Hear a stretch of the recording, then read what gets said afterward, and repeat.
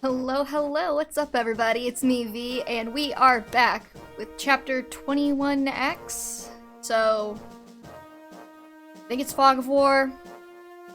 I think it's also the last side chapter. We get the, Explodey Dark Tome or something. I don't know.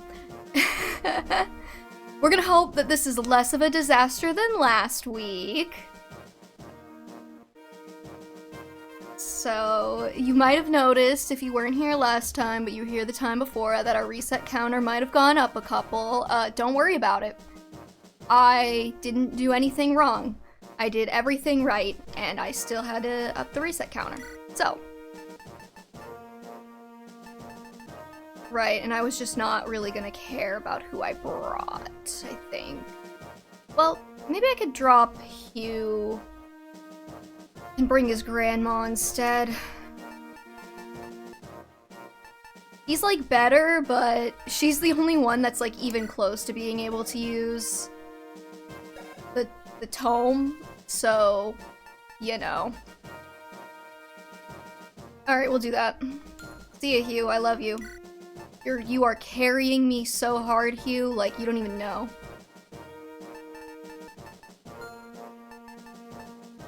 That does mean I'm probably gonna need to give her another tome, though. And I actually... Nope. That's not it. I don't think I have another dark tome in here. Oh, no, I do.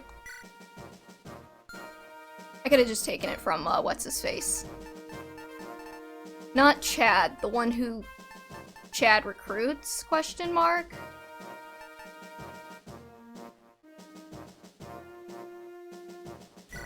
Yeah, let's just go for it. Lug? No, Lug's the one who isn't the Dark Mage. Rye.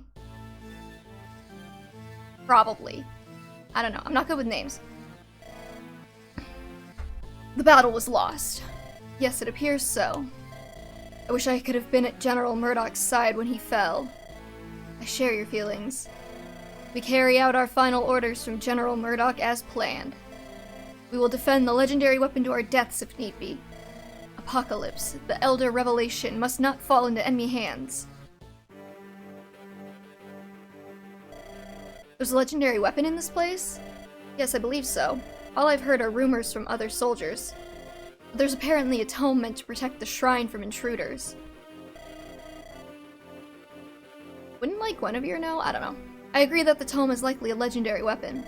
Vern's troops are present as well. We will soon fight Zephiel himself. We need as many legendary weapons as we can obtain before then. We must get that tome. I've also heard that there are numerous traps placed about. Traps?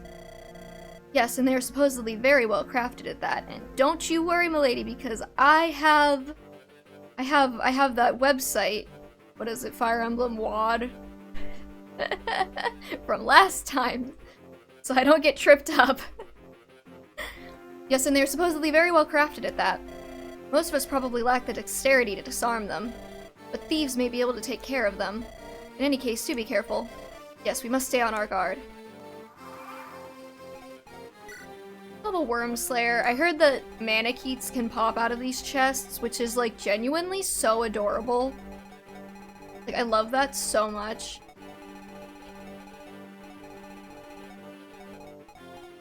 Okay.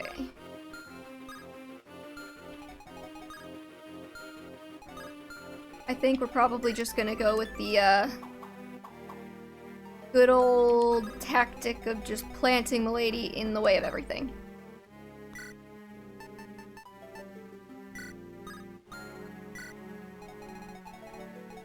Because I don't think there's anything they can do to her. And if they can, well then I guess I will just be really embarrassed about that fact. But I raised my girl right, so...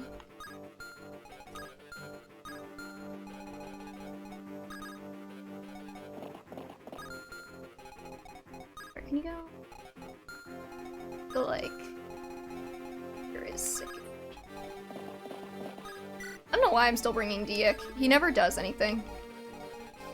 Then again, I'm pretty sure he did save my ass last chapter, but I have done my absolute best to just remove that from my memory.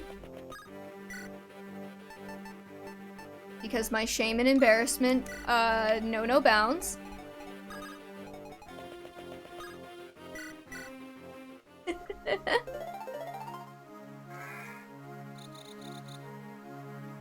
It did make some good clips, though.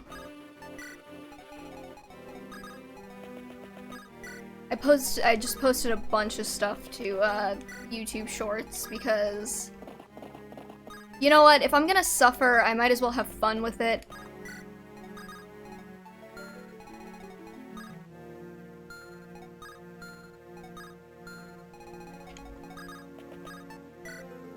And this time Astolfo actually gets to come along on purpose. And if he gets demolished by a bolting tome, I am just gonna let him die.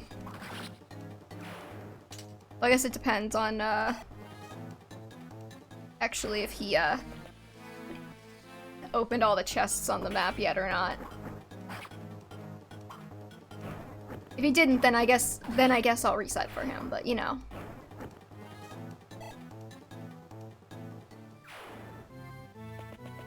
Oh, they're behind us. That's good to know.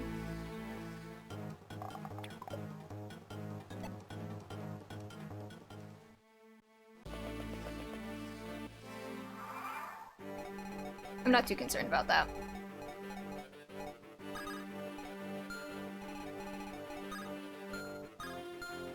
That might be slightly more concerning, but eh. What level even are you? 16? Jeez. Wait, I'm learning my lesson before I move. Do a little bit of that.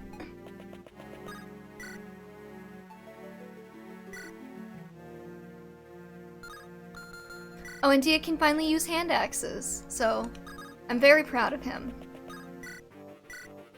He's gonna be using a lot of axes, mostly because I bought a lot closer to the start of the game.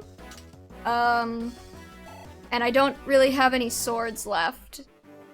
And I didn't go shopping in the last chapter because I'm not very smart.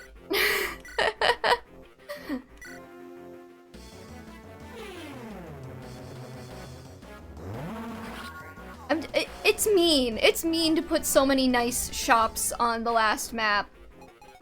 And then just make it like that, you know?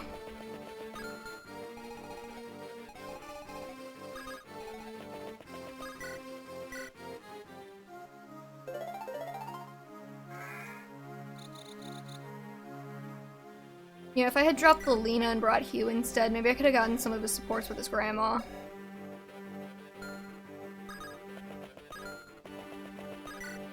But it would be nice to have Lelina do some healing if I need it. Where's a brave sword? That's so rude.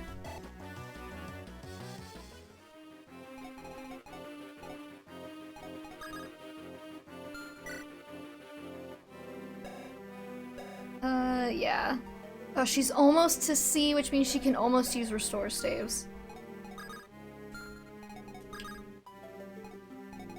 I'm just gonna drop a lady right here, she'll be fine.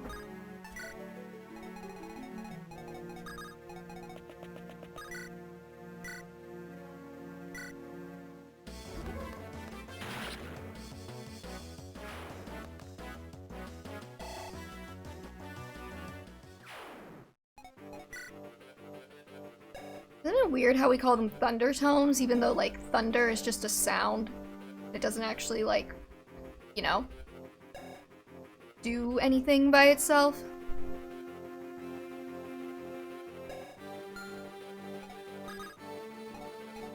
Why did I even bring Clarine? I was just gonna have Lelina heal everybody.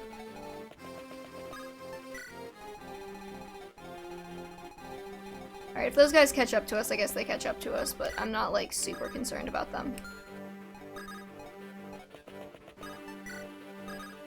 Have Lance hang back just in case.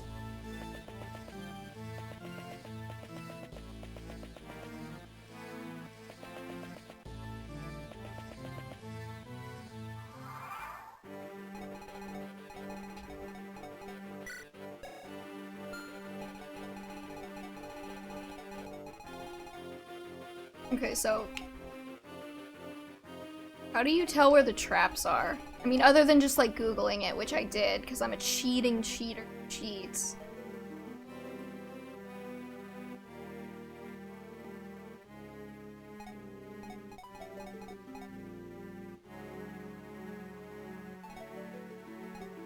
These tiles don't look any different to me, so. Oh well.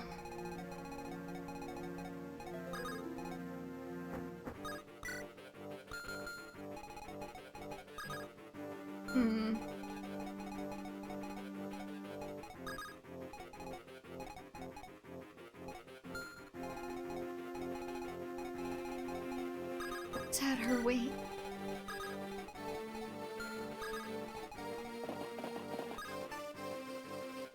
I want Nimi getting kills, okay? Well, she doesn't necessarily need the kills, but she needs to hit something so I can like get her tome experience up.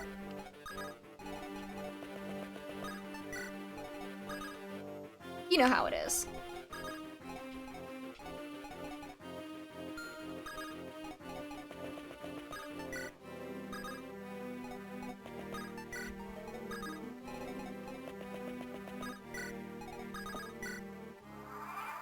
And hopefully nobody walks on water somehow.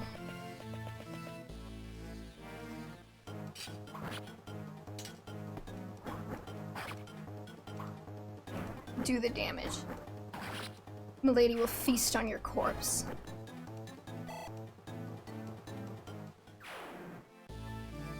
Not that I'm into that or anything.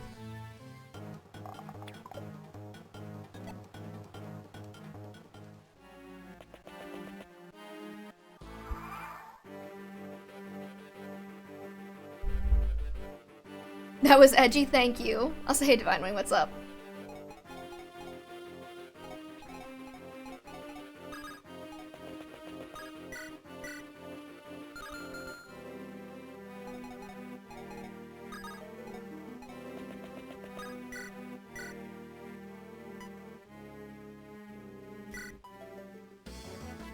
You got this, Nimi.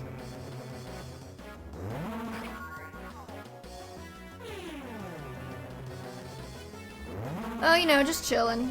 We are putting our lives back together after our disastrous chapter 21. So.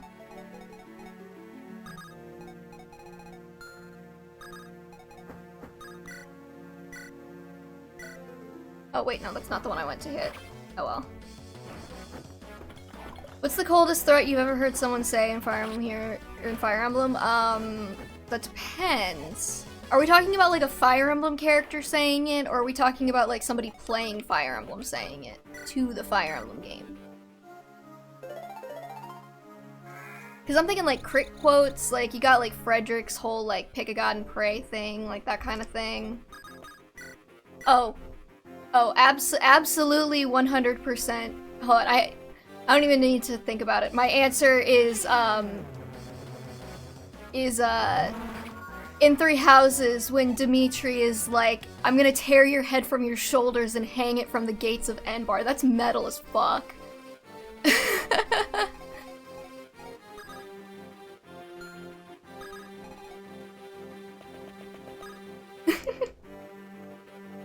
I'm just saying. My man knows how to threaten a lady.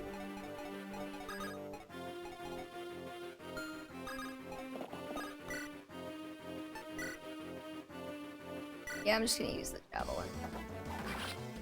In case any of those guys try and shoot over the walls at Lance.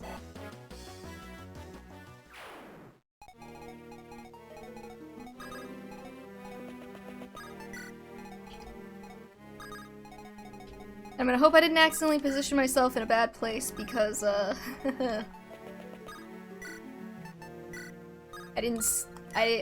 I literally said, like, oh, I should save state to make sure that I don't get wrecked, and then I didn't do it, so. I know.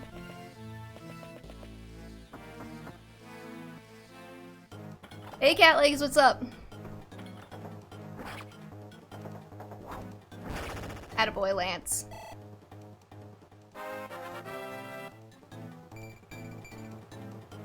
Yeah, no, that's fine. Just don't get any more attack.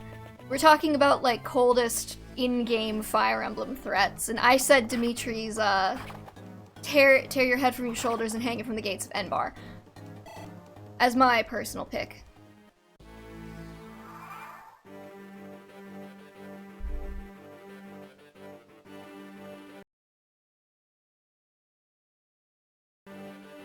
Hey Lee, what's up? Actually, DX getting a little bit hurt. Not my favorite thing to happen to him.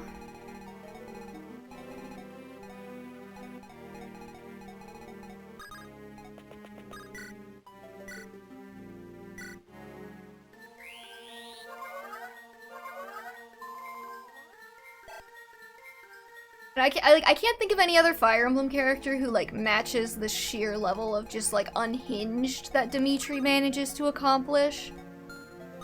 So it's hard to say, like... You know what I mean? Like, that there's, like... something that goes harder than him. I could make a joke. I won't, but I could.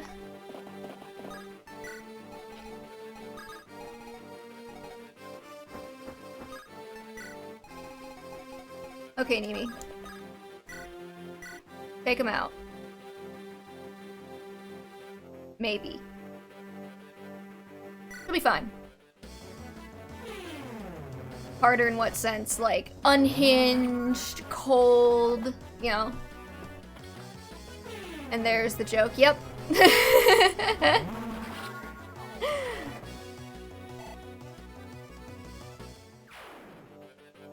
Dimitri's a good boy. He would never. He's a good Christian boy who has never so much as had an impure thought.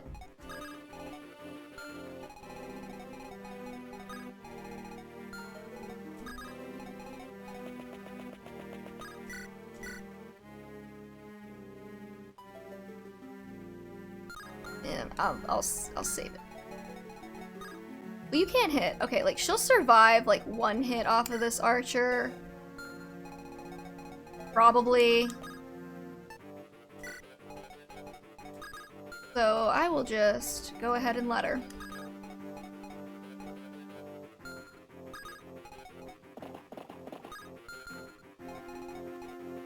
I see you finally ditched Merlinus. Yes. You don't have to rub my face in. I did actually have a reason for bringing him last map, okay?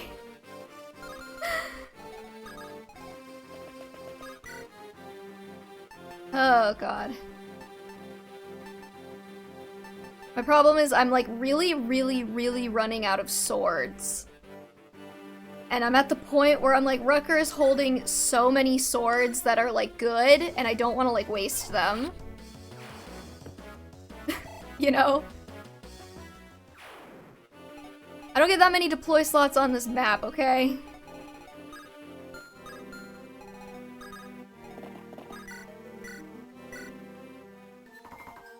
And I wanted to grind Mimi Tome experience. I remember that one crit quote, Panette, I'll turn your insides into outside. I love that.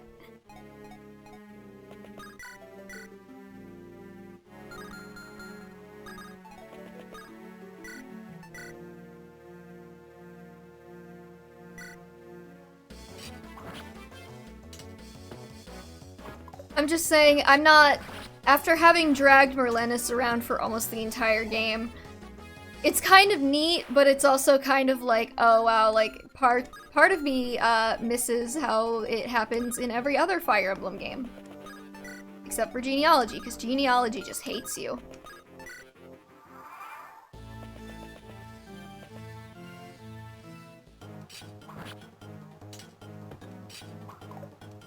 Again, Lilina will feast on the healing experience from this. There's only 2 chapters after this one before you can go all in on the divine weapons. Good to know, good to know. Get him, Lance. Get him, but don't kill him, because you haven't gotten a strength growth in a while. Okay, that was expected. I did that on purpose.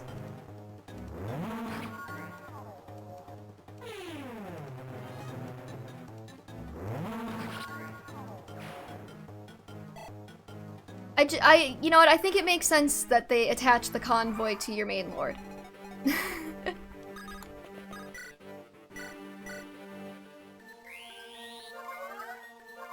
I kind of like it that way.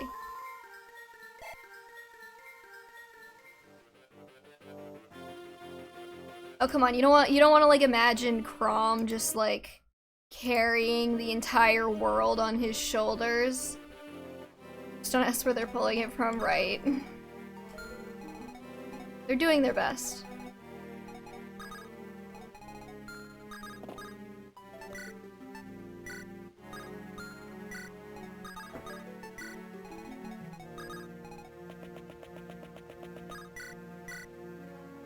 Alright, Nimi, get him.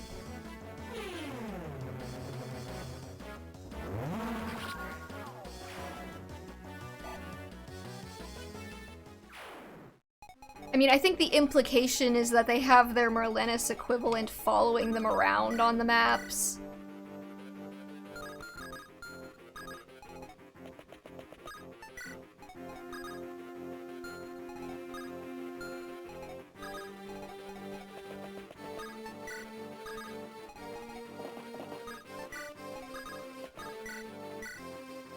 Hey, Blue Island, what's up?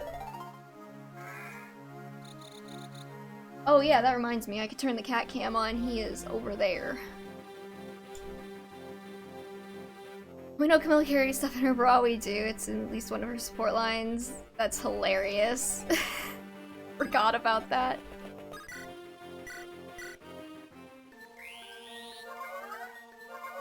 Oh, actually, Gascon, since you're here, were you the one who wrote some kind of meta about, like, the Fate siblings and how Leo and Camilla being, like, queer-coded are the only two who have two retainers of the same gender as them?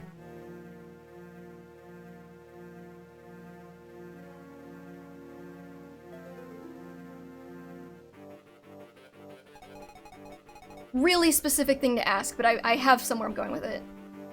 I think I've pointed that out, but never really delved into it. Okay. And do you know, did you write a meta about, like, Leo and gender?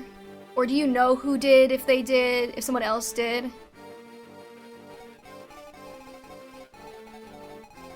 Like, specifically regarding, like, Leo and his relationship with gender and all of that. Because I like, was talking about it with some people, and I wrote some stuff down, and I was like, oh, I should totally post this. But then I was like, I swear, like, somebody did a meta like this before, and I just want to, like, double check that I'm not just, like, regurgitating something that I, like, half remember from a couple of years ago. I can vaguely recall stuff like that, especially Reforest, but I wouldn't know who did it. Okay. Just asked me too many questions, she can't be trusted. Okay, let's get the Dante camp. He is hanging out with us today. Back in his little chair over there.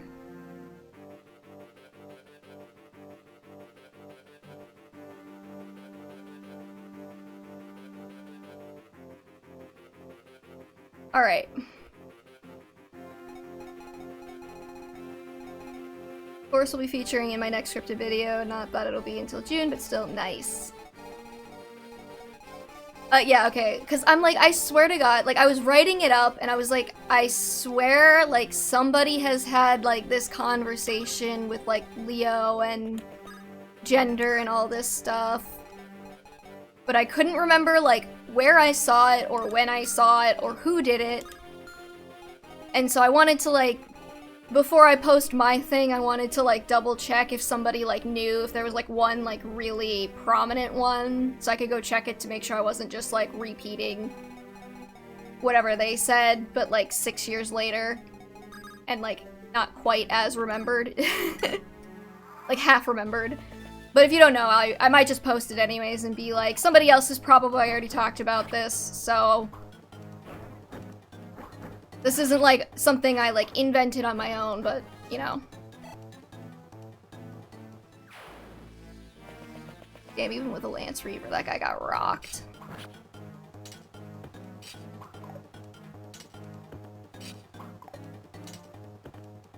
No, Agodam. I always say Agodam. It's a goddamn. And Professor Tammy on Tumblr are far more familiar with the Fates Medici than I am, probably. I could probably also do like a basic amount of research and go looking for myself, but I'm also like kind of lazy, so...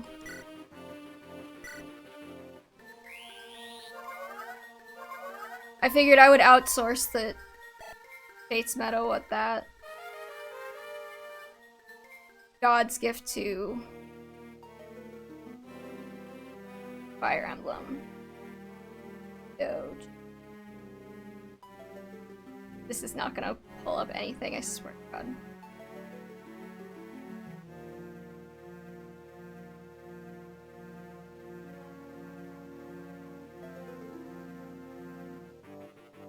Oh, these are Drabbles, never mind. I tried Googling it and all it's coming up is Fic Rex, so...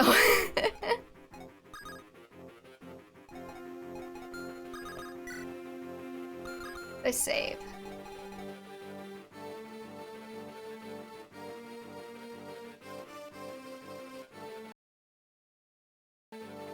Yeah, because the reason it came up was because I have a mutual who has not played Fire Emblem Fates before.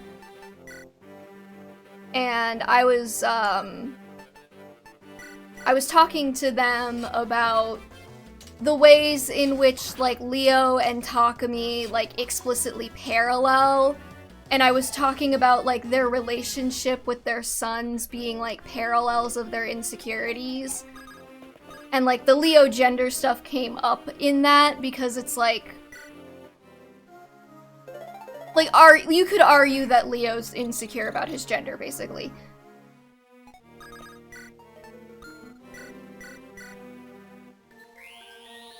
That does sound familiar. Yeah, no, like, exactly. I'm like, it's something I said, and as I was explaining it, I was like, I definitely did not make this up on my own. Like, I definitely, like, somebody has definitely talked about, like, if not specifically this, something that's at least, like, adjacent to this in the past. But I'm like, I can't remember who or when or what they said exactly. Okay, Nimi, what's your res? You like really good res. I might just put you in front of this Flux Tome guy.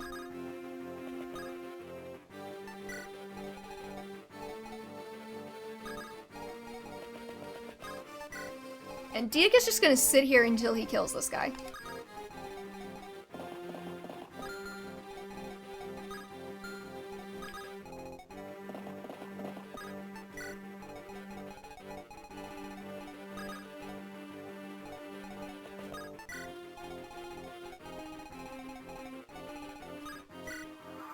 Bulk 93 Leo's insecure about his gender? What? Okay. First of all, hey, what's up? I don't know if I want to make the argument out loud here, because I'm probably just gonna make a text post about it. But then again, I did say as I was explaining it to my mutual that I kind of wish I had, like, just recorded it so that I could have just, like, not had to type it. So, you know what? I've already done the work 4 times over. So basically... I don't know why this guy's coming for me, but okay. And by me, I mean, like, Nimi, but, you know. Hold on. Let me make sure I get a save state in before Nimi gets bodied and I have to reset. So basically, the point is that I was talking about Fire Emblem Fates, and I was using Leo and Takumi as direct comparisons, because if you played Fire Emblem Fates, you know that all of, like, the siblings from both sides are kind of meant to, like, intentionally parallel each other in some way. And, like, they all have, like, elements to them that are sort of, like, intentionally contrasted, right? So, like, in the case of, like, Leo and Takumi, like, they're both, like, the younger siblings. They've both got a little bit of, like, middle child syndrome. And they're both, like, very much, like, insecure in many ways.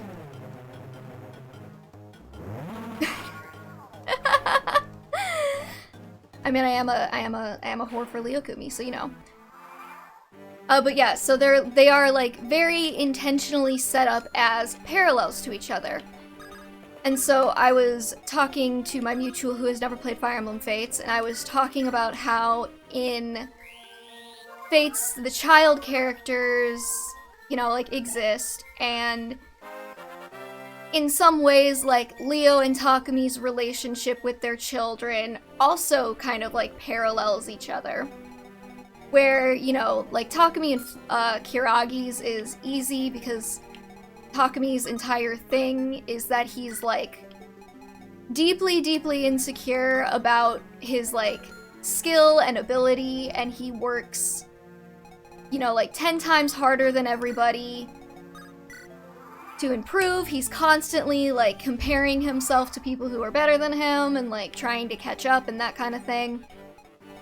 And so, in his relationship with his son, he is, like, massively insecure about how naturally talented Kiragi is, just, like, right off the bat. And he takes his insecurity out on Kiragi in their support because, you know, like, he's just like that. But, like, part of their support is also Takumi kind of coming to the realization over time that, you know, when he sort of nitpicks and puts Kiragi down to make himself feel better, he's causing the kind of, like, low self-esteem that he experiences when it comes to his own talent. He doesn't want to do that to his son, so, like, that's, like, how he kind of comes around to it. You may shamelessly promote your Fates meta, but I'm gonna keep talking and I'm probably not going to acknowledge it, because I need to... Once I start talking about something like this, I just gotta get it all out before I forget. Anyways. And then you could make the argument that Leo is also insecure about his gender. Or, like, he has insecurities he's directing at Forest, and specifically, I think that would tie into, like, his gender presentation. Because there's, like, a lot of things about Leo that are, like, interestingly, like, kinda coded to be, like, a bit more feminine. Like, within the language of Fire Emblem, specifically. Like, his heart class... Oh, we have a silence stave. Okay, his heart class is a troubadour, which is traditionally, before Fire Emblem Fates, a class that was exclusively used by female characters. And, you know, the only two canon troubadours in Fire Emblem Fates are Elise, his little sister, and Forest, who is a man, but, you know, like, obviously is intending to play with gender expectations in some capacity. And you also have the fact that he kind of, if you're not familiar,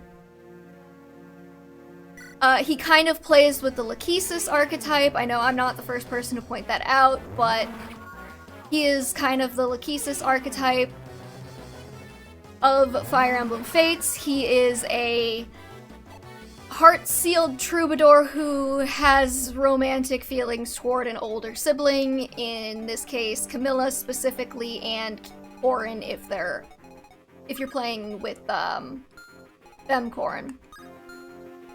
Emily, or whatever. Which again is an archetype that has traditionally always been sort of like a feminine archetype within Fire Emblem.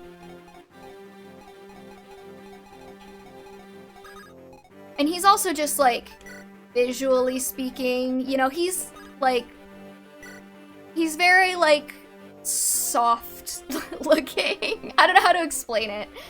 He's a little bit, like, girlish looking. He's got, like, the cute little headband and, like, all of that. I don't really have a point with that, I just think he looks nice. Even the family, as they say, exactly. I'll point out that Jacob and Dwyer exist, though they lean much more on the domestic service. You're right, Dwyer, I forgot about Dwyer being a troubadour, though Jacob is, like, specifically, like, a butler, not... I guess it, like, classes out from troubadour, but eh. That's a good point, though, thank you.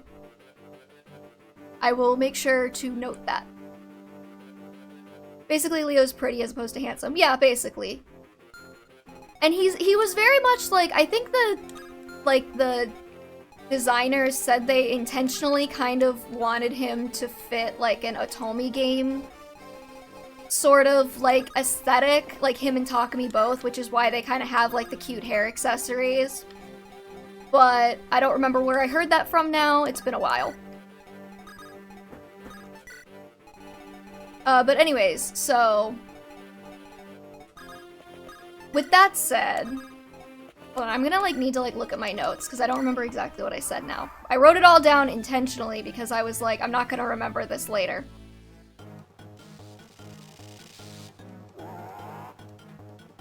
Let's see here, it was in a weird place, I remember.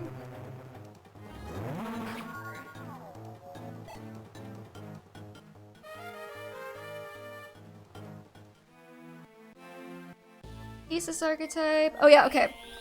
And like I would say like he also kind of seems to like present some insecurities around being viewed in like more girlish or feminine ways. Like, oh, did that work? Fuck.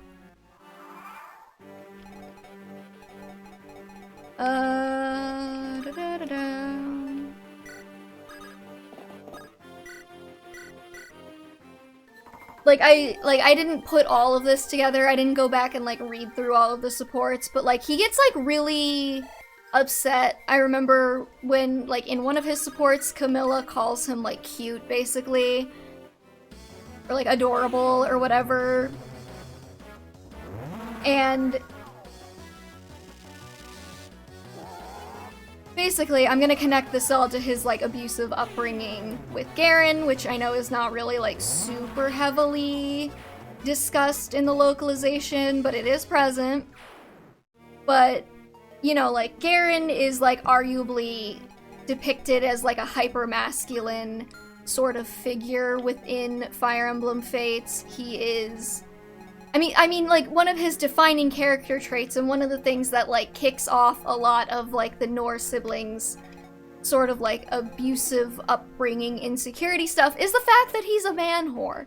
He goes out and he sows his wild seeds in, like, a very, like, harem-y, hyper-masculine kind of, like, you know... like, it's like the definition of what we would consider extremely masculine is going out and sleeping with a bunch of women, basically. And Leo, throughout Fire Emblem Fates... he's slime, literally. I mean, before he got slimified, you know? Like, one of his characteristics was basically that he was, like, a charmer and, like, really good at... where did that guy come from? God damn it, why do they never miss?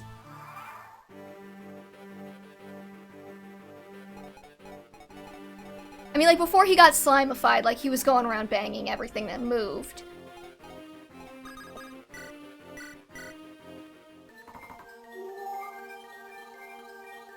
Let's see here.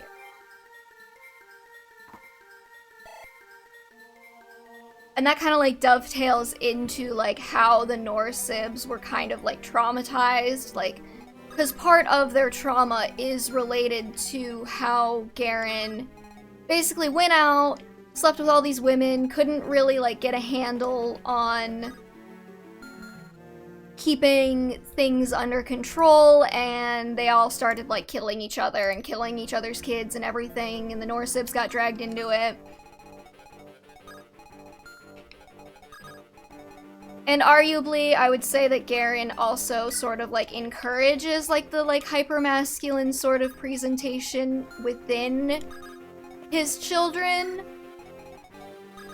I recall one of Xander's supports being, like...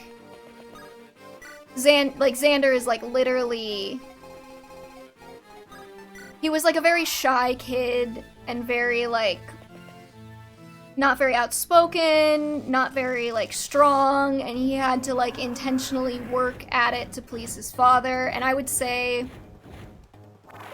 at varying points we see Leo kind of like display a bit more of like a masculine sort of like orientation toward things. Oh good, Nimi leveled up her tome use, so that means I don't have to keep doing this. This is really hard to like put this thought together while I'm also trying to pay attention to like not eating shit in this game, just by the way.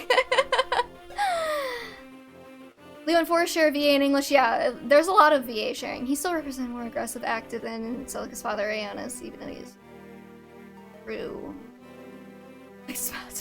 Have you seen his cipher card though? He's like not unattractive.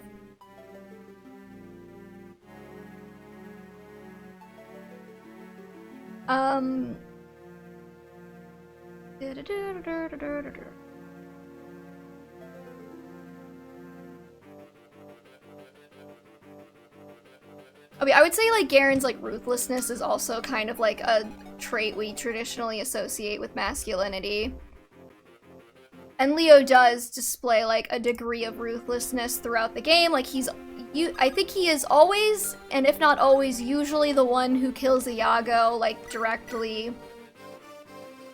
And you have stuff like him being the one to take out quote unquote Kaze and Rinka. In his cipher art, specifically, he's not unattractive. Garen, yeah. Okay, says the lesbian.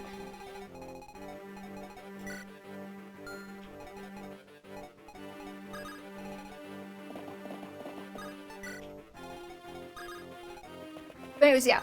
Basically, trust me, throughout the games, I would argue that Leo has been known to display, like, shows of like ruthlessness, aggression, that kind of thing, confidence that he doesn't necessarily feel and he doesn't necessarily like, but he does because it's kind of like expected of him, which ties into like kind of the way like, you know, he is expected to perform a role, much like how in real life we are expected to perform certain ways depending on our gender presentation.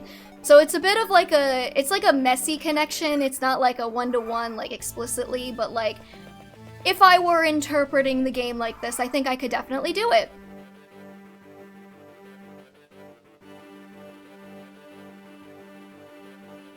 But anyways, and also the thing about like Leo being like kind of queer-coded with, you know, like he's got Niles as his retainer, who is like obviously the one queer option for male Corrin, but also in subsequent media they've had like a very, I would say like Leo and Niles have like kind of like an interesting sort of dynamic in later media where Niles is like very like sexually aggressive toward Leo, and he's sexually aggressive toward everyone, but like Leo is like not particularly put off by it.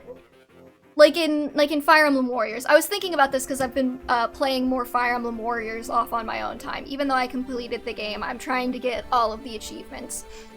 Which means a lot of level grinding Takumi on the exact same stage over and over again to get level 150, but whatever.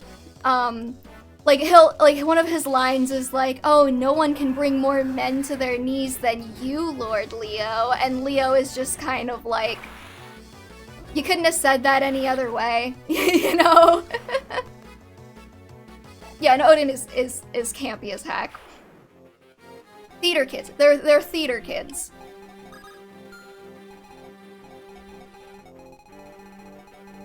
I'm just going to assume that nobody's gonna come around the corner there and mess me up.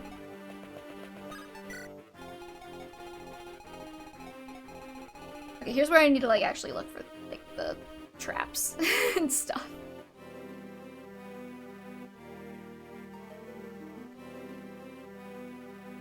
Do.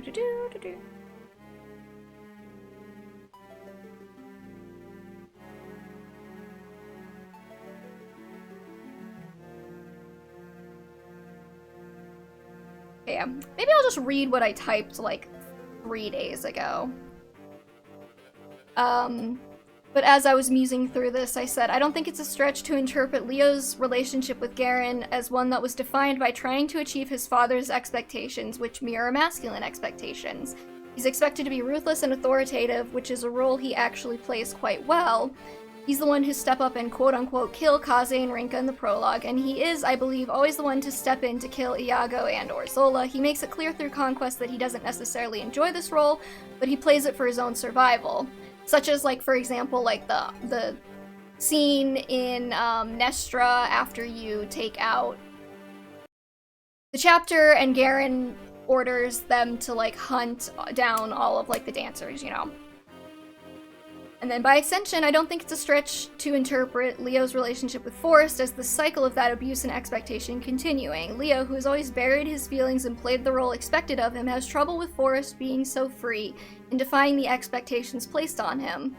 Although Leo was at one point supportive of Forrest dressing in a more feminine manner, and I don't remember exactly where this was, but Forrest does mention, I believe, that Leo was like actually kind of okay with him wearing Elise's dresses and complimented him on it, like when he first started, and seems to have let the expectations define their relationship. He's embarrassed and ashamed of Forrest and what people will think of him, and he struggles to be supportive of Forrest, which one could interpret as an ingrained fear or survival instinct interfering with his relationship with his son.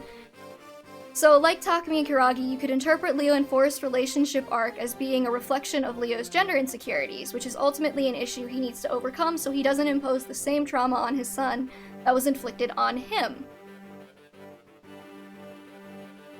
So basically, like, it's not one-to-one where it's like, yes, I'm going to disown you if you are, like, gender non-conforming Leo, but, like, you could definitely argue that, like, Nor's kind of, like, masculine framing and Forrest, like, very intentionally sort of subverting that framing is something. I think this spot right here is safe.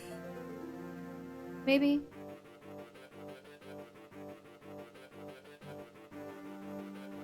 I think this is... I could just disarm the traps with the Astolfo. Do you think he'd get experience for that? Then I think Kyle should be safe.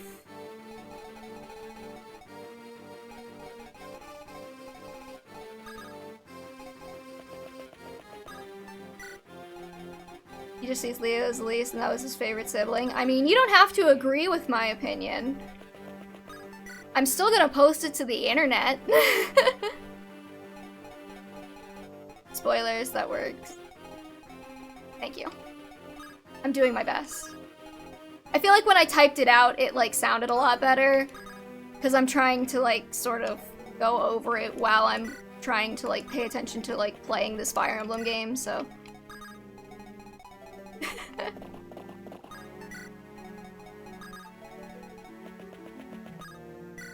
I know technically I don't have to, like, disarm the traps with the Astolfo, but it would be really easy if I did. You could also nod towards how Camilla's big on performative hyperfemininity. Heightened gender presentation could be a big thing in general in Nor. Interesting. I'll note that down. Second. I'm just saying how I see it. I mean, you can see it however you want to. We are all individual. Yeah, no. Not everybody's gonna agree.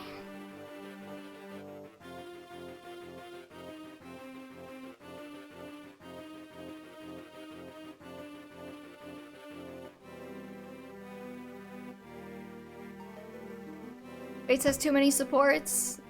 Yeah. It's why I've said she has big drag queen energy. That's interesting too, because her support with Elise also kind of nods to that, where Elise is very, like, focused on, like, I want to be, like, a beautiful feminine woman like you, and Camilla's like, you don't want to be like me, trust me. So I need to...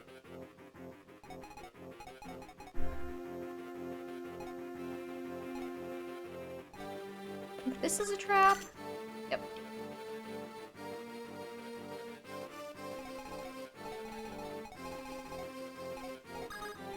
I'm just gonna roll these guys through.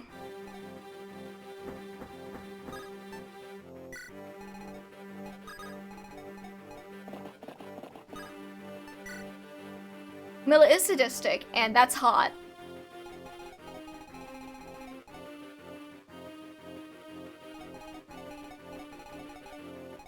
I am attracted to that.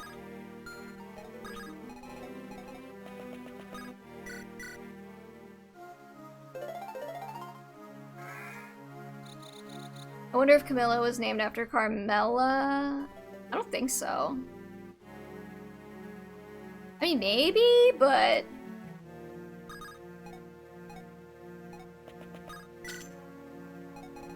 I'm gonna be so annoying about disabling every single trap, and y'all are gonna have to sit here and watch me do it. Not wasting a lockpick, is it? Even if it is. Who cares? Or la dame, oh god, you're really gonna make me say French to read that out loud. La dame au Camelius, one of the seminal... Is that the word you use for sex worker? Demi-mondaine novels? I mean, according to Gaston, Orions are supposed to be vampires with horns? I don't know.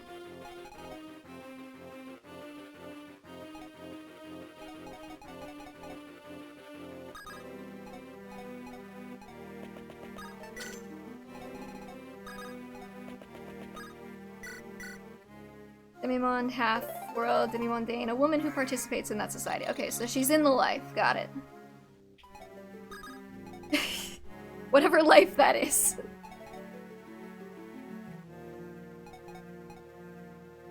Yes.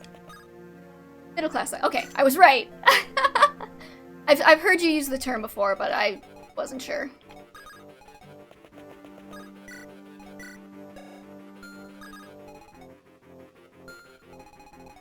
This guy, like, not gonna... Can he just, like, not damage either of them? It's really funny. Oh, no, he can.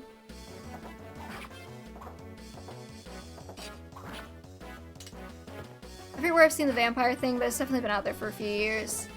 I don't know why they'd want to conquer Hoshido, then.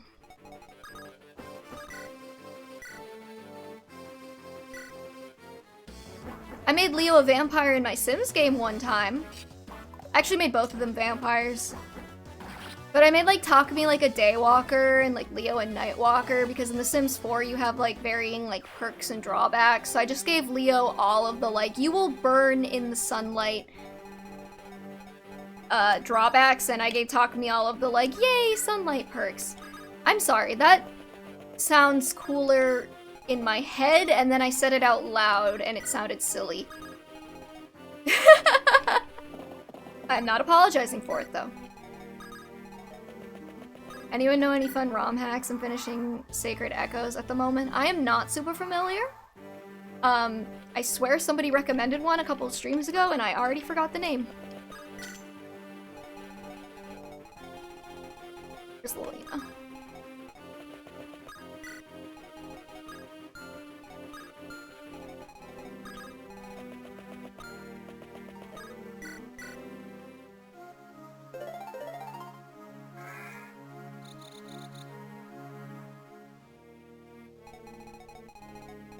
I'm actually a little bit afraid of Fire Emblem ROM hacks. I feel like Fire Emblem ROM hacks are gonna do the thing that Pokemon ROM hacks do, where they just make them, like, absolutely ridiculously difficult. Oh, that's where they're coming from. There's a bridge over there. Oh, I could have split up. Oh. Oh well. So one Fire Emblem ROM hack I've played extensively. I swear, was it on Reddit I saw somebody recommending one? Honestly, if you go to the, like, the main subreddit, you'll probably find people who can recommend some. I see people talking about playing them there. You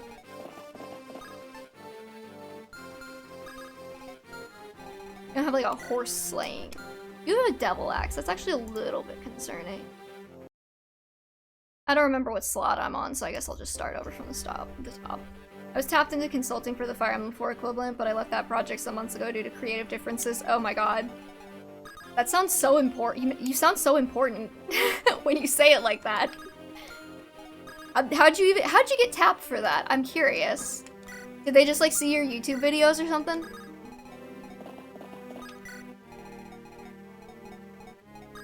Or like know you through Tumblr?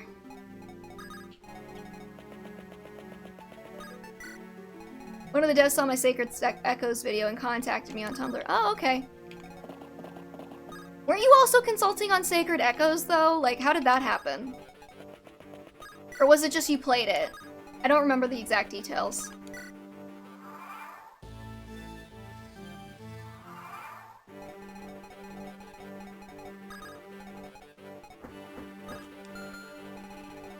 I check for any more nonsense.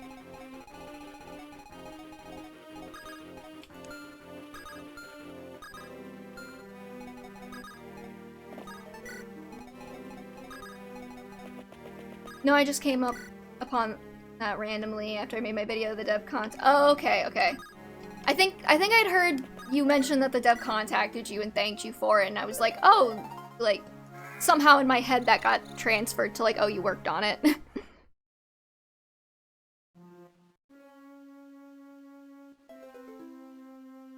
Is Rosato also gonna be in your June video? I imagine it's something to do with, like, the gender non-conforming characters. Aww, one of the cute little mannequins popped out! That's maybe actually problematic. Lilina could probably take him out.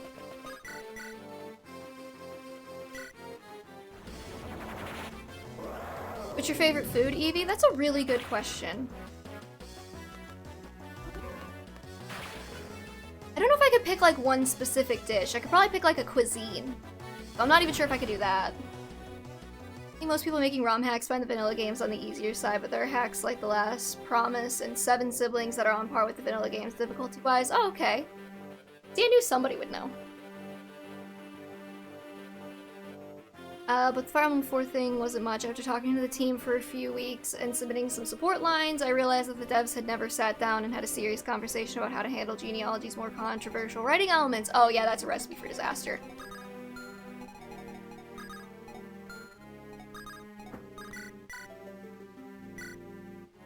Which is a major problem if they're expecting people to write hundreds of supports from scratch in the context of the original. Yeah. What food do you want to eat, like, right now? Oh my god. Pizza. But I always want to eat pizza.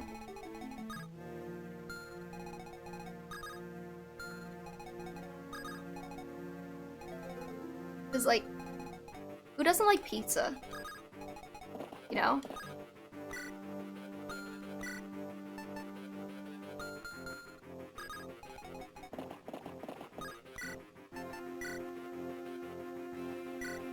We're just gonna roll with this.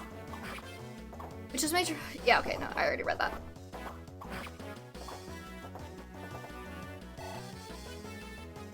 That is a very high crit rate.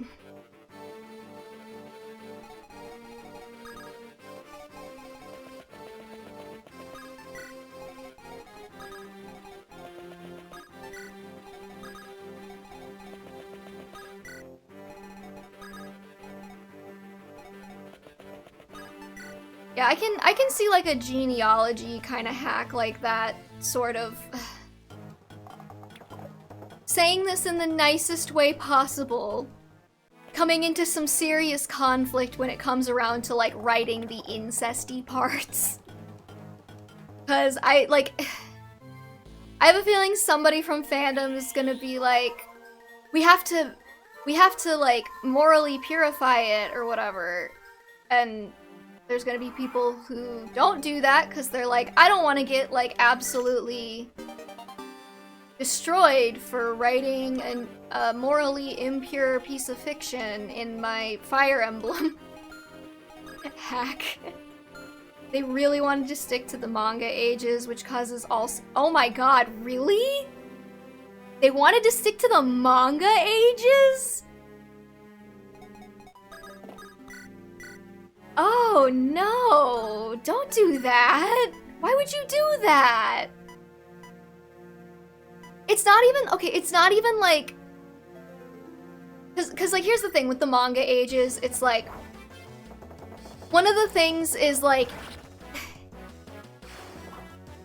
for example, with Awakening, right? You could argue that like, even if a character like Noe or whatever has like the time traveling baby, like they never specify like when Noe gets married or like, I mean, I guess they get married, but like, you know, like Noe being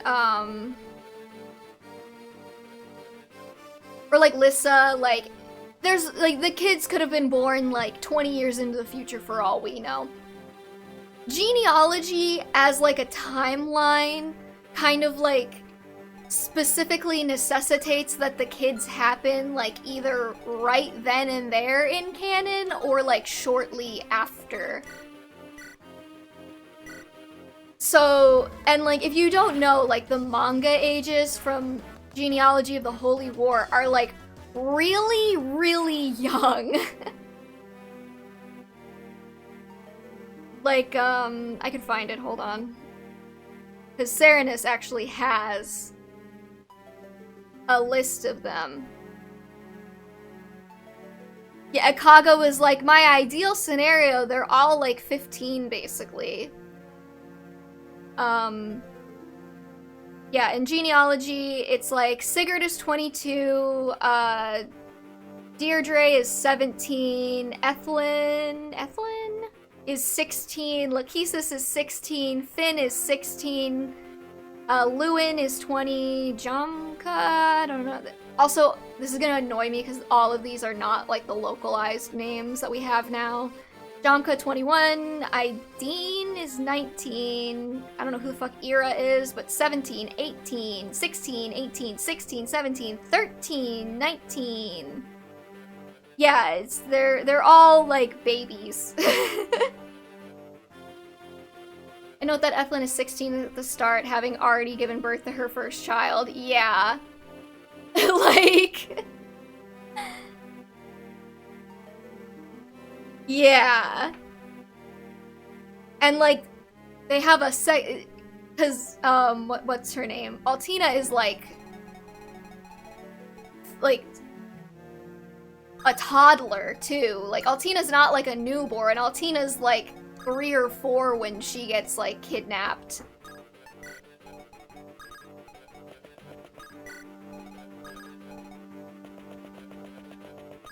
So yeah, it's just I mean, like, if you want to do it, but like it's very like weird and anachronistic if you like there are debatably like you can make the like in canon, I would say you could like debate the ages. Like Lachesis is like technically in the manga 16. You could easily say she's 20 based on the sprites in the original. Like, there's not really like a need to make her that young. Alright, I'm just gonna throw Clarine in here, and if she lives, she lives, and if she dies, she dies. Face can get really icky too, but it sounds like it doesn't compare to Genealogy. I mean, I'm not comparing the two. By any means. I'm just saying, like... It's a little bit weird that you would be like, we have to stick to the manga ages. And like, not necessarily think through like the consequences of that.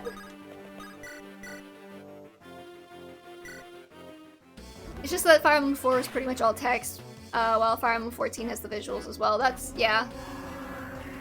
I just realized that can do a lot of damage to Lilina.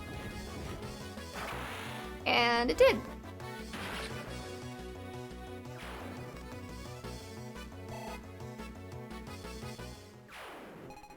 Alright, now we're gonna go on adventures, and he only has a Nosferatu tome, so I don't have to worry. Yay.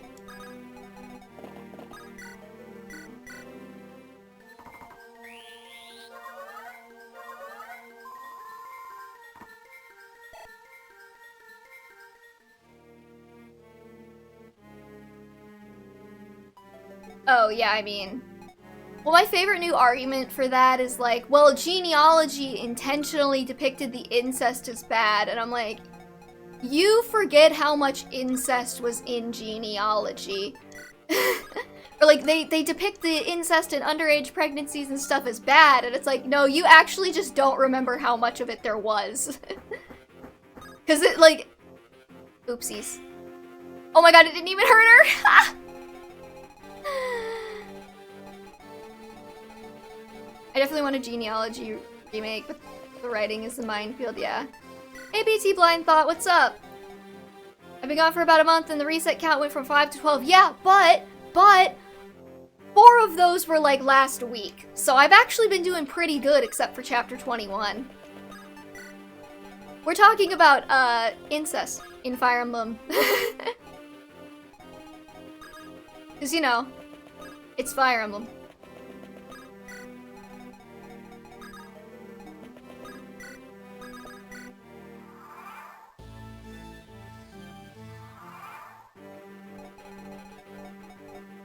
Yeah, normal conversation. Yeah, it kind of came up last time because I was asking if What's-His-Face was related to What's-His-Face. You know. Zephiel and Murdoch, that's their names. Because the way they wrote one of the lines was like, it sounded like they had the same mom. Okay, I'm going to pay better attention to where these traps are now. I promise.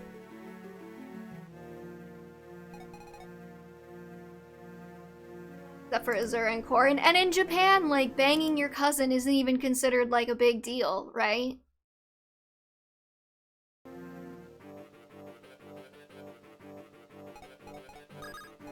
I watched, what was that one anime with the cousins?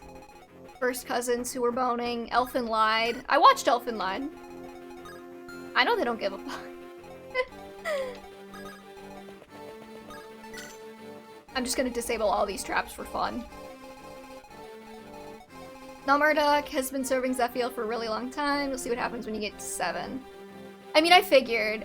Somebody did clarify that they're not actually related. It's just the way that, like, they framed the sentence made it sound like they were. I should have gotten some, like, robes for Kimi. Yeesh. I could maybe ship it? I'm a sucker for a lady and her knight, okay?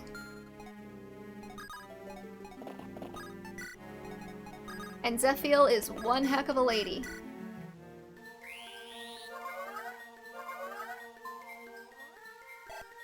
Hard to pick up a new ship at the moment, though. I'm deep into fic writing now. Honestly, mood. That's why I haven't had that many new ships, because I'm still obsessing over Lyokumi, and it's 2024. Not that I'm not happy with my position in life. I have so many fanfics.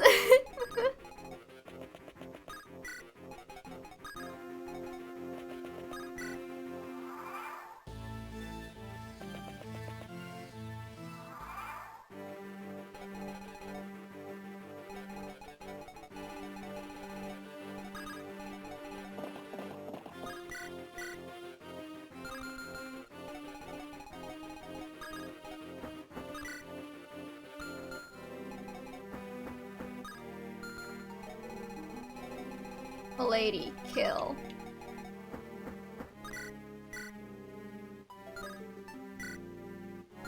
I would really appreciate it if you could kill in one hit instead of possibly taking 29 damage. You know, she'll be fine. I believe in her.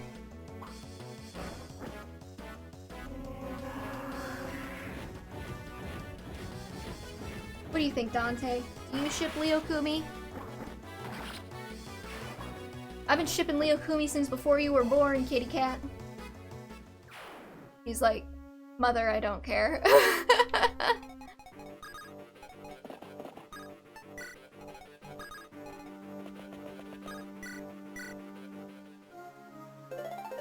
On a related note, for the sake of research, does anyone here know what poppers are? I don't.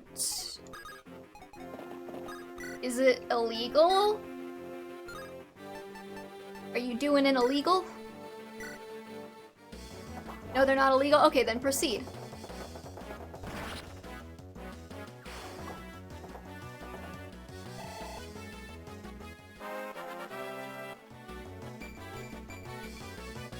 Is this like a Creole thing, or?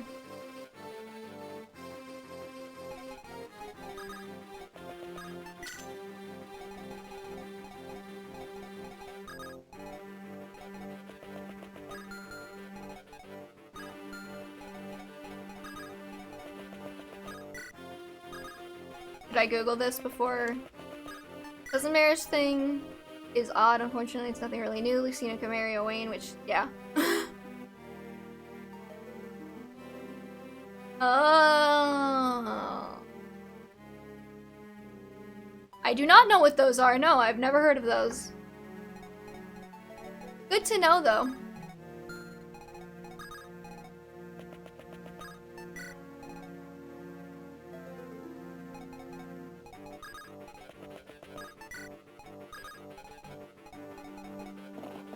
We have such fascinating educational conversations on this stream. And I'm definitely not Googling that because I'm curious.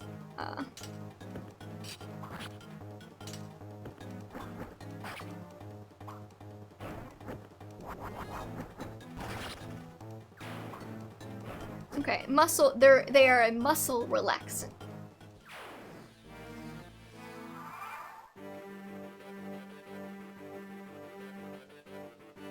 Oh, and they cause mild euphoria.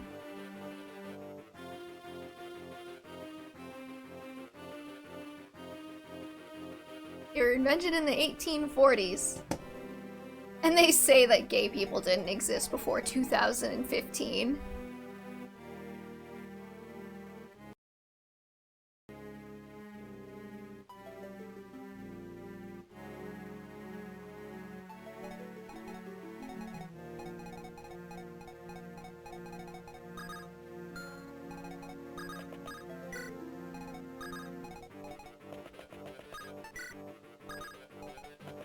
We're just gonna have Lelina go heal.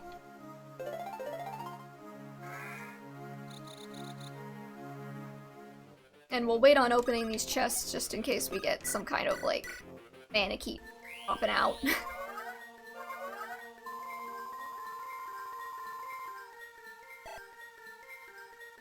Lelina, what's your stave experience? Killing me, girl. Ugh, she's so close.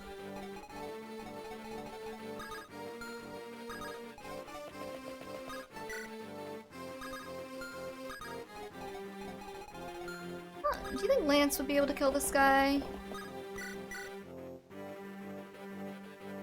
Is there fire on the ground right here? I gotta quit getting distracted.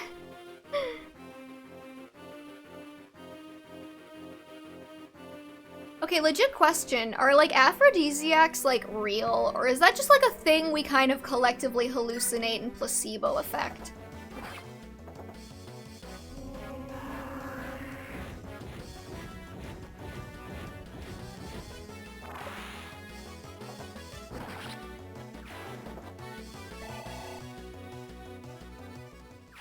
It feels like people always talk about them, and I'm like, this feels like the equivalent of, like, intimate homeopathy, you know? Where, like, if you believe in it hard enough, you can make it real. But, like, is it actually? Does that make sense? Am I making sense? Should we even be talking about this? I don't know. I've never used anything specifically for that, though I've definitely... Okay.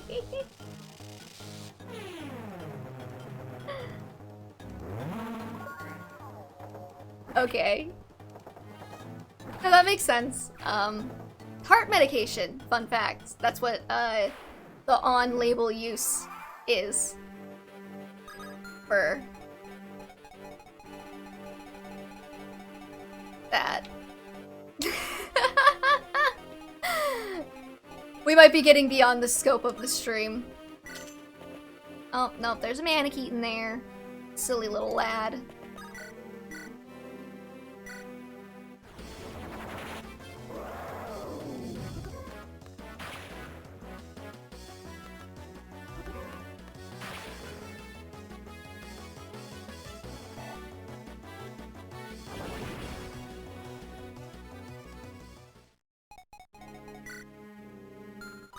Might as well get me the last level before 20. Why are the mannequins in the chest and why are we killing them? I don't know, and because they're too cute for this world.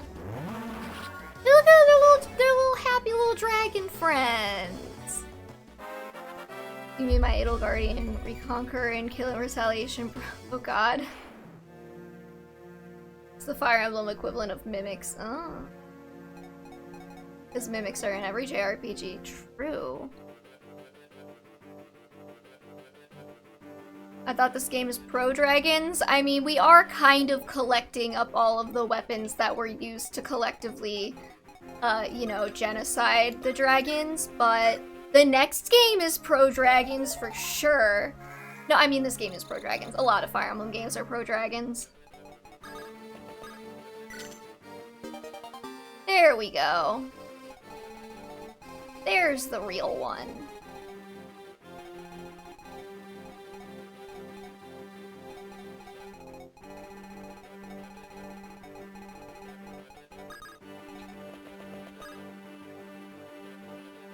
It's pro-dragons, but also willing to admit dragons make good bosses. That's a good point.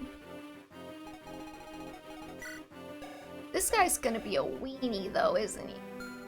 I bet he's gonna be a weenie.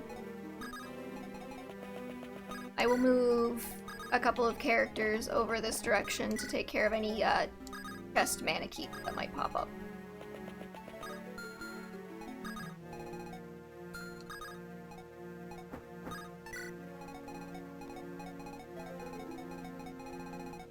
I need narrative context. Well, the main boss of this game, assuming that you don't absolutely whiff it and not get all of the legendary weapons, which, who would do that? Haha.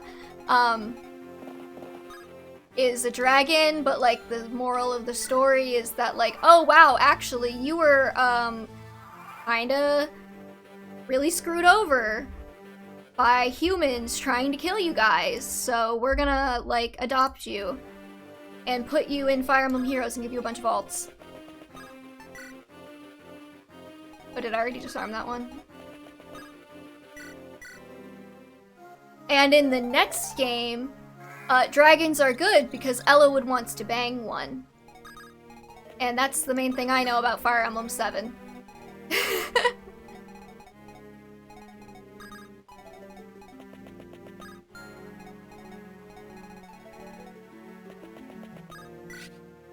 Oh, whoopsies.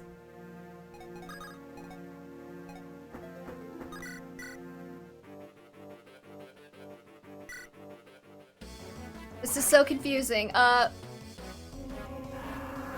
Okay, so. Wait, didn't he bang the dragon? Maybe? Possibly? He did have to get Roy somehow. And he probably didn't get him from a magic tree. Why does that feel like dragons so much? It's kind of like a this world is imperfect thing, I think. I'm going to make it beautiful just like me. Go watch ProZD if you don't. He doesn't yeah, that's a good way to put it. He's kind of like the, like, I'm not racist against humans, I hate everyone. Guy.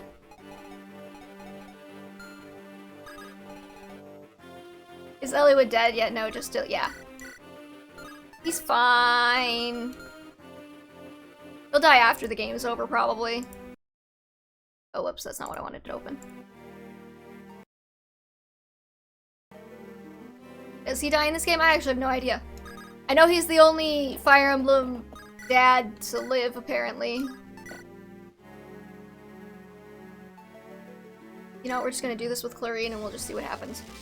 The House of Foray is weirdly immune to Fire Emblem's dead parent syndrome. Oh right, because doesn't Eliwood's dad live too? Or his mom? Yeah, okay, his mom. Elbert would say hi, but he can't. That Eliwood's dad. Oh, I kind of thought that Lance would be able to kill, that's fine. I'm sure Clarine can take one hit. Apparently he's 37 in this game. Oh my god, 37. He's like on his deathbed. Whew. I'm genuinely shocked that Nimi's still alive. She's probably like, what, 30?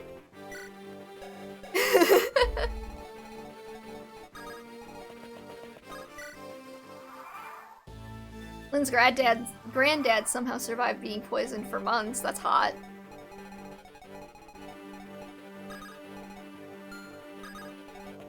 I think Lolina can, like, take a hit from the sky. Oh, yes, she can. But if I attack with one,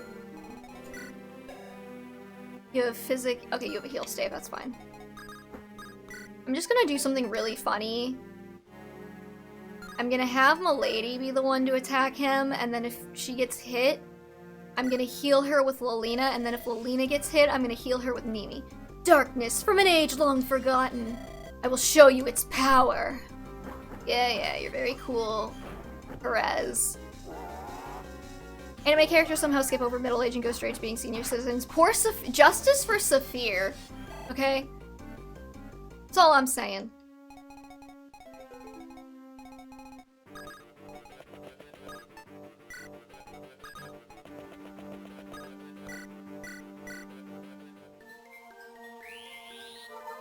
That explains. Lynn is also a potential mother for Roy, yeah, but like, am I really gonna have Lynn be Roy's mom? No.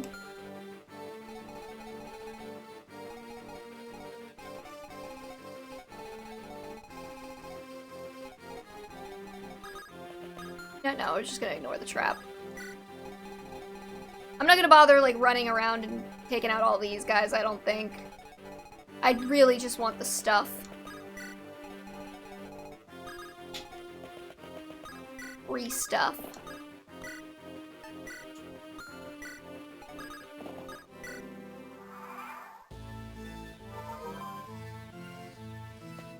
I would support Eliwood with Fiora instead of Ninian or Lynn. Is Fiora the blue-haired one? Playing Fire Emblem, so I know that really narrowed it down for you.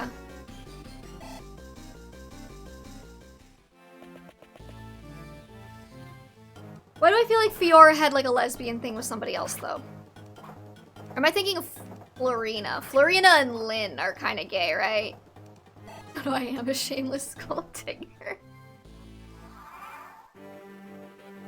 Fiora has like, yeah, she got like a summer alt in Heroes and then didn't get anything for years. I remember.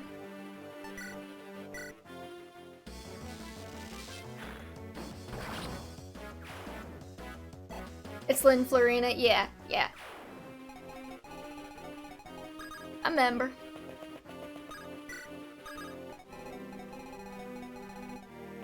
Alright, we're just gonna assume nothing's gonna come out from behind the wall and take me out.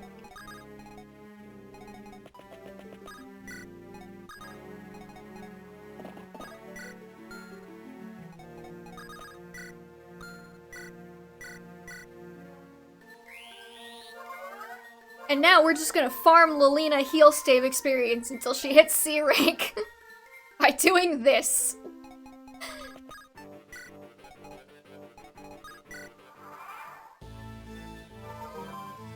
Because I don't think he can't crit her, but he also can't kill her if he hits her. So like, you know. I mean, she might just kill him here, but she didn't. So we're good.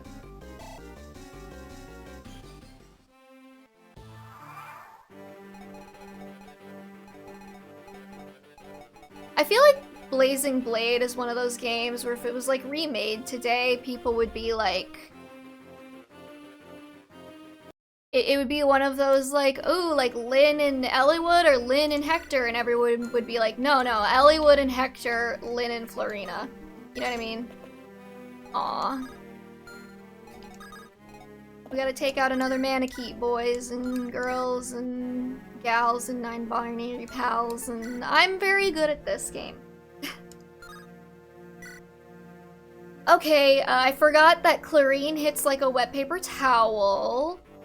So this actually might not be good for me.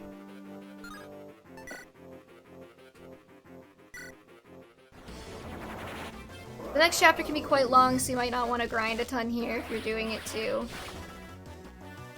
She just crit. Girl, I love you. Brought that up in the discourse video. Back in the day, it was all Hector Lynn versus Elliowood Lynn, and now it's very much not. Yeah. See, I was sure I heard that point somewhere before, too. What do you think, Dante? Do you want to do the next chapter today? Oh, you're just not looking at me. Are you ashamed of me, Dante?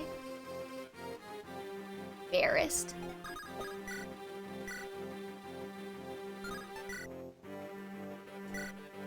Probably gonna have to use somebody else to take this guy out anyway, so might as well just fire tome it.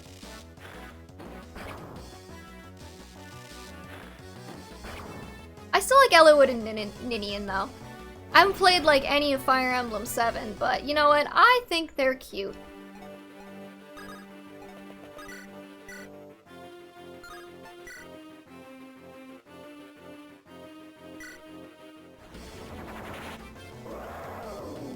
Yeah, he's not. Because his younger version is more attractive. Don't arrest me. I know he's technically 17. I don't care. He's anime 17, not real life 17. Have y'all seen, like, actual 17-year-olds? Like, it kind of baffles me when people are, like, so high-strung about, like, anime 17-year-olds. I'm like, anime 17-year-olds look nothing like real 17-year-olds. Like, you do know that, right? Like, when's the last time you interacted with one? Officer, arrest this woman. No, I know. I'm like talking about this, and as I'm talking about this, I'm like, oh boy, I can't wait for someone to clip that out of context or something, and I'm just gonna be like, oh, V thinks it's okay to whatever. But, like, actually, like, real life, like, teenagers are so just, like, fundamentally, like, awkward and unattractive. And it's very clear that anime is, like, aware of the fact that 17-year-olds are fundamentally awkward and unattractive, which is why they draw their 17-year-olds to look like 25-year-olds. I'm being consumed by darkness. Anyways, let's move on from this topic before I get, like, arrested or something. Whatever happens to people who talk about this out loud in public. This is a weird conversation. No, I know. I was just thinking about it because I was thinking about, like,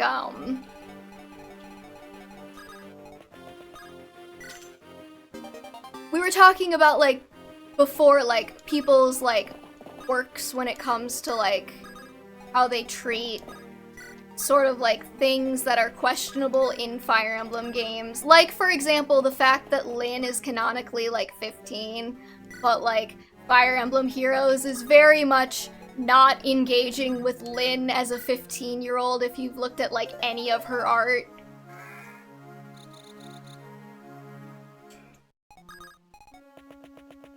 I don't know which one has the trap, so screw it. I'm gonna, like, run Lilina down to get, like, a little extra heal experience off of Lance and Diek.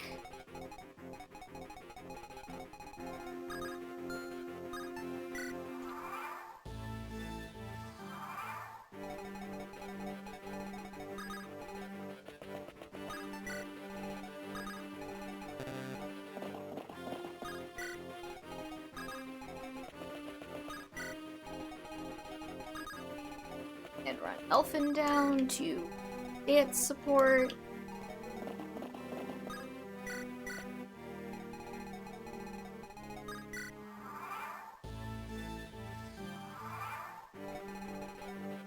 That's just anime culture, I feel. They make a character, establish an age, and then ignore it for fan service and money. Yeah, exactly.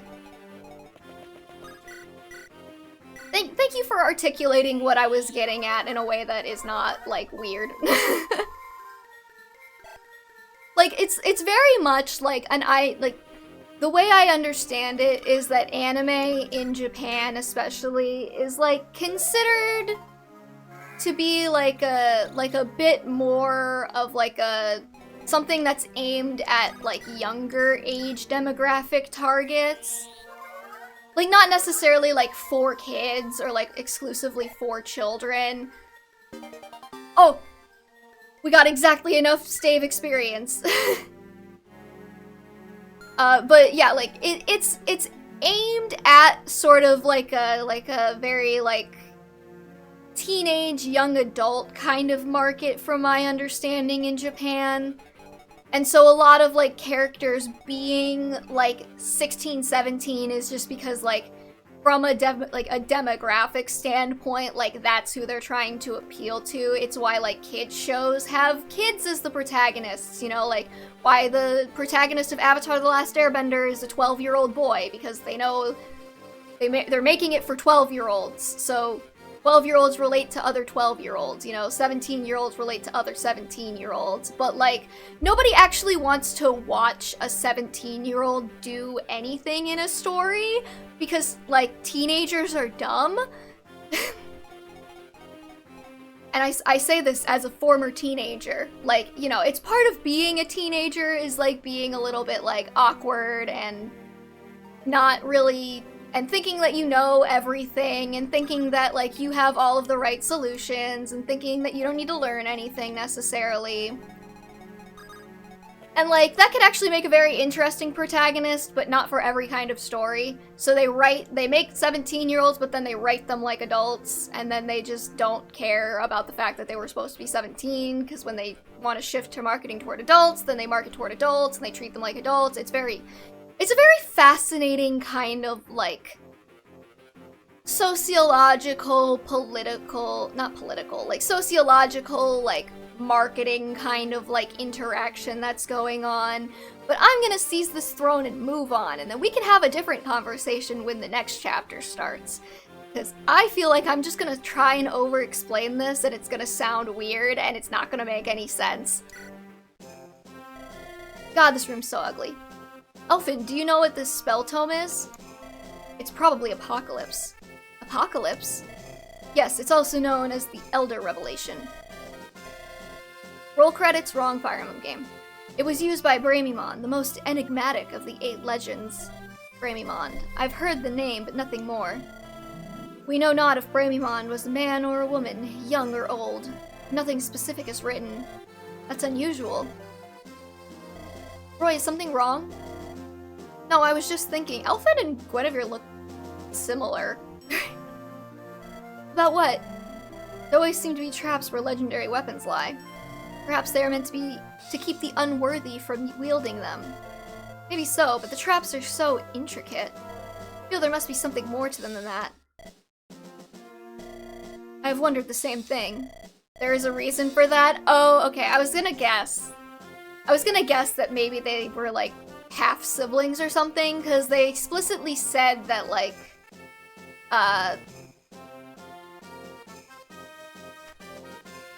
they mentioned that, Zephiel's mom or something was a Trurian. I shall see if there's any information on the subject. Yes, thank you.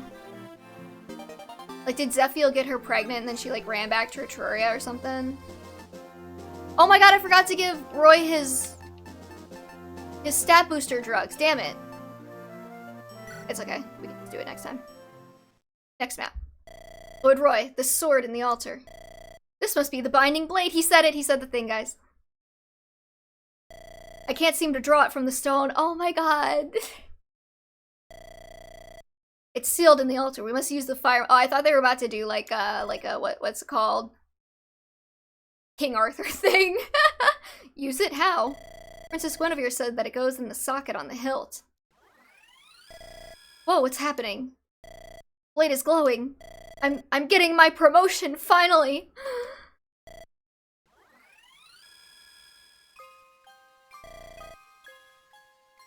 What are these images? Are they the Binding Blades? No, Harmut's memories?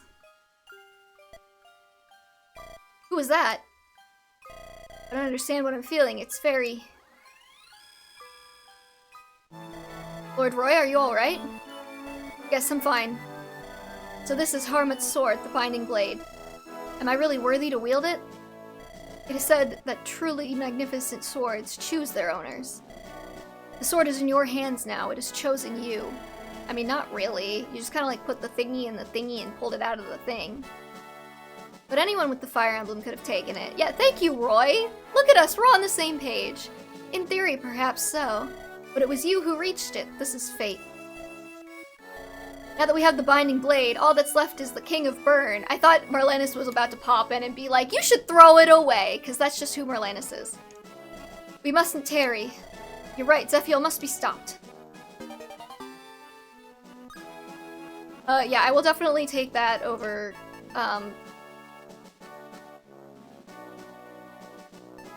Ailing Edge?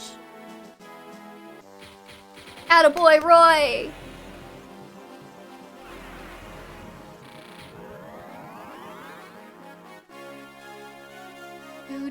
Do. Look at him go!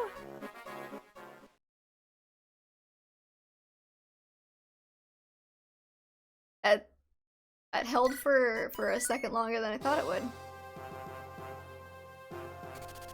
After obtaining the Binding Blade, Roy directs his troops to Burn's capital. King Zephiel awaits within, along with his personal guard. Are you leaving me, Dante? Oh, big stretchy. Big stretchies for the camera.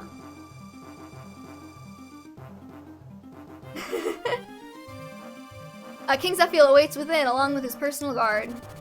Roy prepares to charge the castle to end the war, and to bring a long-awaited peace back to Alib.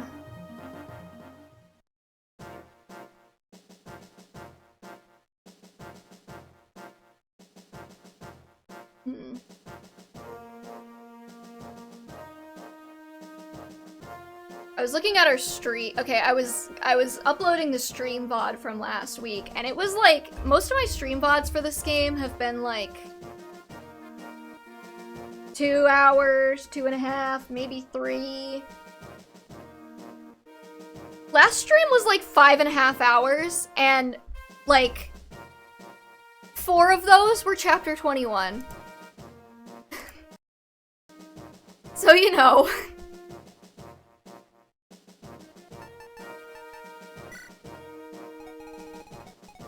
Okay, let's see here. We have thingamajigs and who's it, what's it, all over the place. We are split into 2. I don't love that.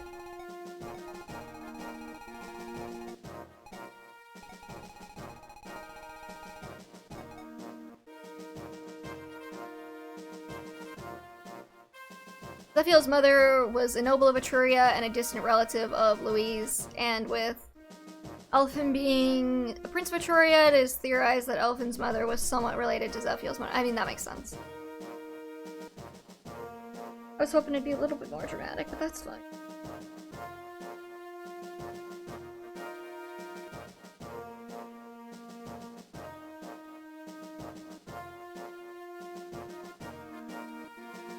Okay. This map feels really big, but I don't know if it is.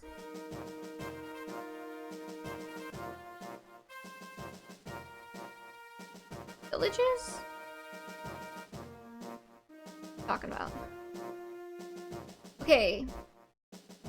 Every 5 turns from turn 10 to 40, you get bishop reinforcements from above.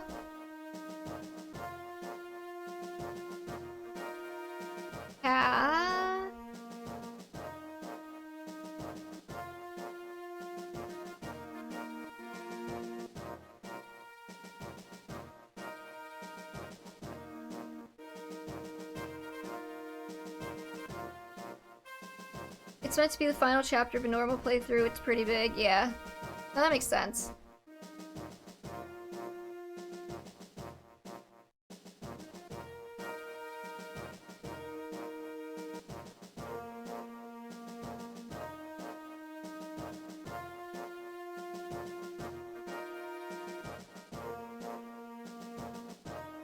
Sorry, I'm just like, I'm looking. So, there's a Berserk Staff and a Silent Stave on here.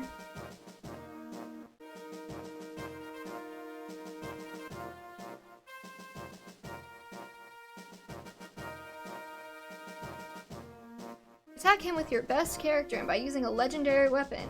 More the better.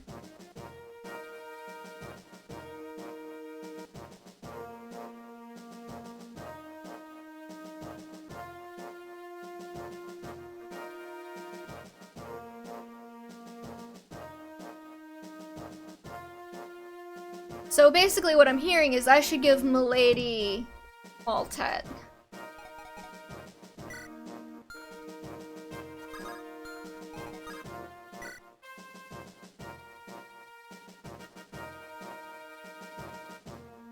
At this point, you may as well use the big guns so long as they survive this map. You have the next 3. Yeah, that makes sense. Alright, see you, Lee. Let's see here. Who am I bringing is the question. Should I bring Zeiss?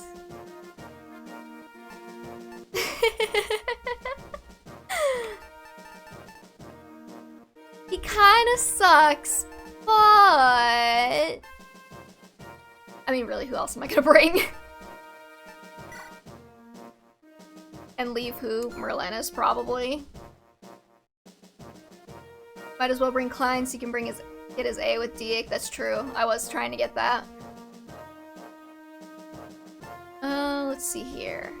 I definitely want to bring Rutger. We have a legendary sword other than the Binding Blade. Yeah, it's like Durandal, right?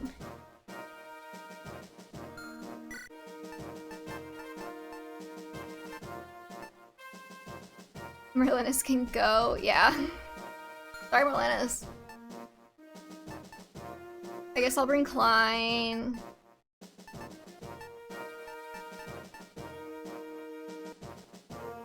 I mean, like, Thea's not really that good either.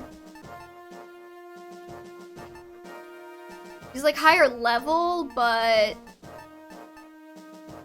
Alan, Nimi, Lance, Diek, Elfman. I might drop Dain and bring another thief just so we can hit all those chests in a timely manner.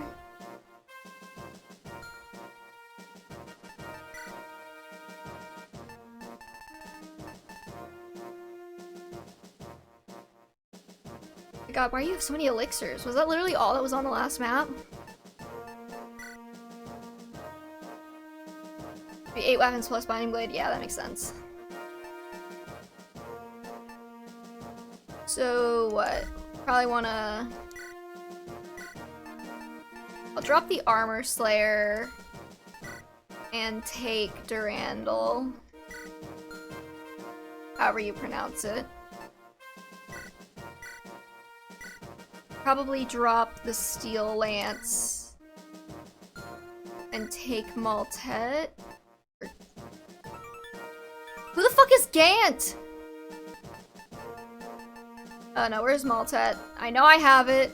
I think what's his face is still holding it. Yoder's still holding it.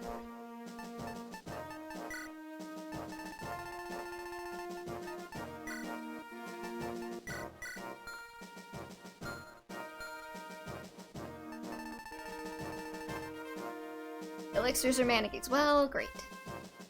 Gant is from this game's manga. Well, they need to stop putting characters in that I don't know.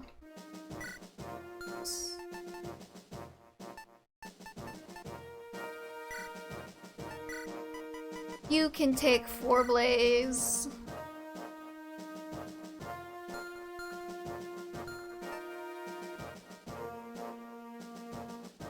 I don't think I even have anybody who can use the axe. Because Diek's only D rank. And I don't think anybody else here I've been using uses axes. You can have Apocalypse. You can put your elixirs in the convoy, you loser. Try your paladins, maybe. They haven't been using axes. So if it requires like an S rank, I don't have it.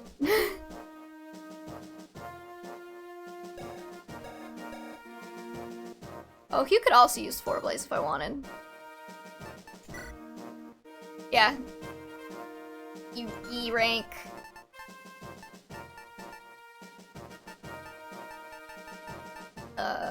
Where's the other one? Also E rank.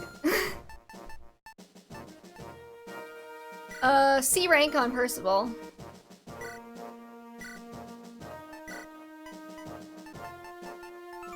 Yeah, no, nobody's gonna be able to use that, that's fine. I'm not mad about it, I'm just disappointed. I don't know if anybody can use the light tome either, I assume we got one.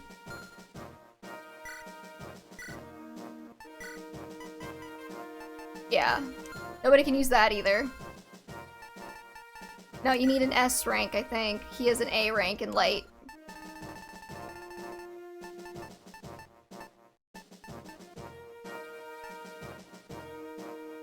Lore-wise, it's probably a good thing no one can use our mods. I don't know what the lore is there, but now I'm intrigued.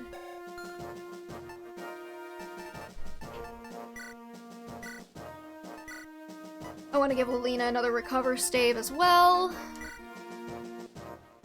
Now that she can actually use them. Or wait. No, wait. No, it was restore, not recover. Do I not have any more restore staves? Oh, no, I do. Whew. Do you have an intent to play Hector mode in Fire Emblem 7? A little? Is it like a death curse thing? Yeah. Well, Hector did die on the battlefield, technically, I guess. So it did come true.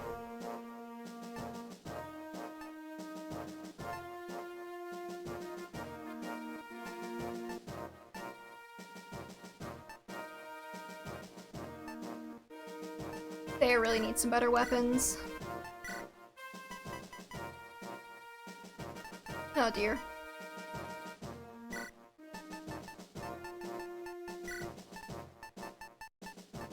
I guess we'll just take those.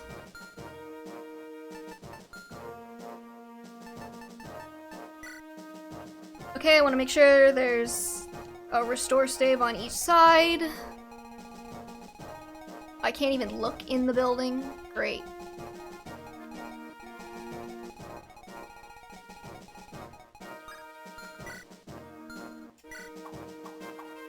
I saw it said there was a berserk and a silence, I think, on this map, so...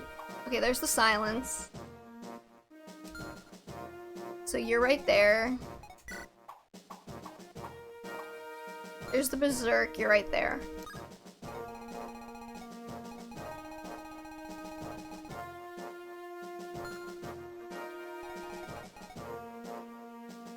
You have a restore stave, you have a restore stave. You have a restore stave.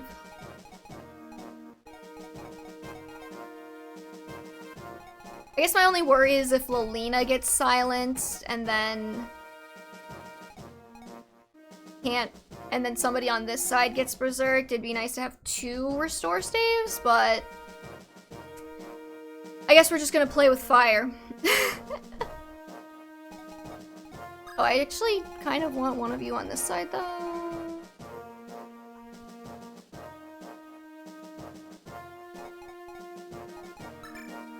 I guess we'll swap to you. That way we have 2 kind of tanky characters.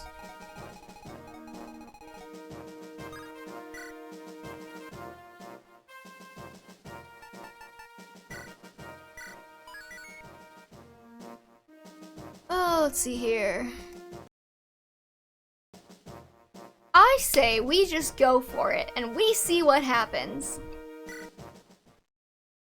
What's the worst that can happen? I die? Pfft, I already did that 4 times last week.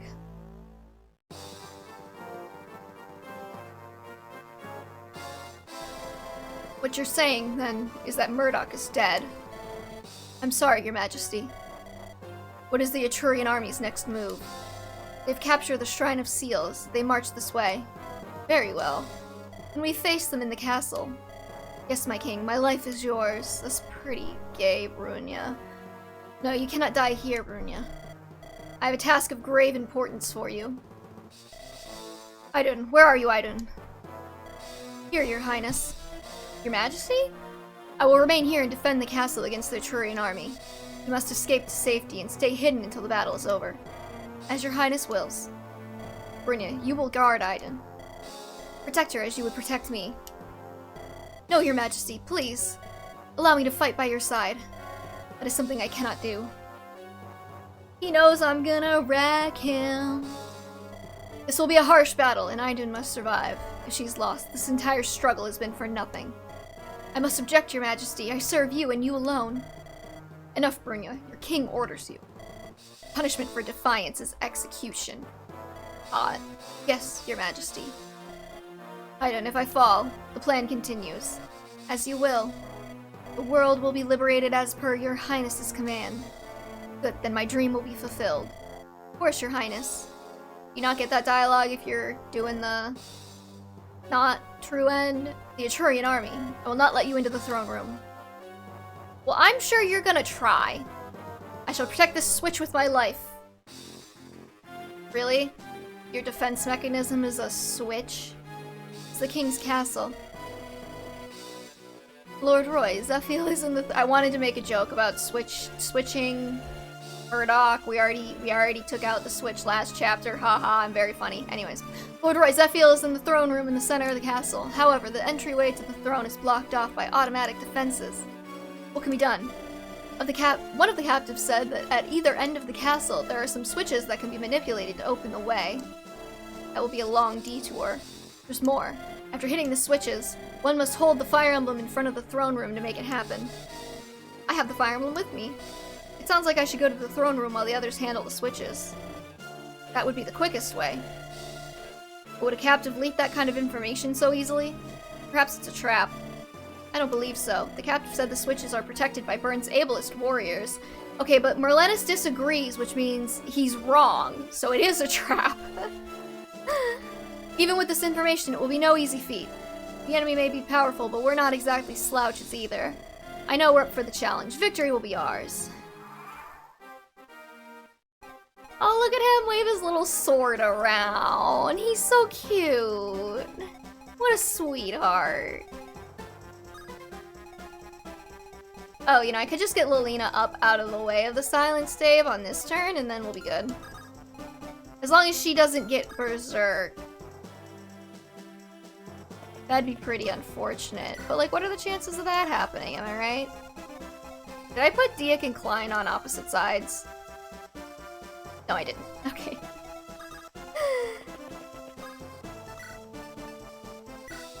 And Roy is gonna sit here and chug some stat boosters.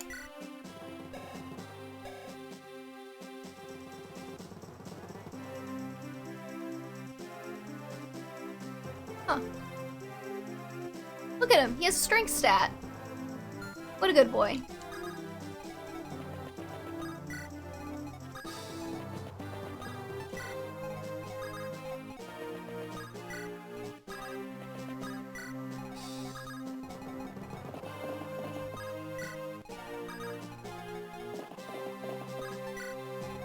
We're just gonna wing it. I think he chugged a few. His health is never normally that high. What are you talking? No, I didn't sit around for 40 minutes and just juice everybody on my team up with angelic robes. What are you talking about? That would be silly. That would be a silly, silly thing to do.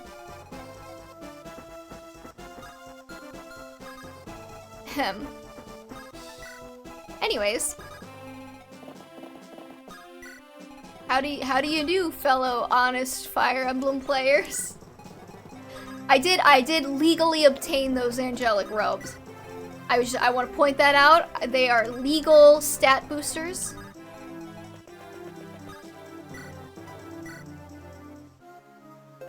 But there was none left over for Nimi. I didn't think I was gonna use Nimi.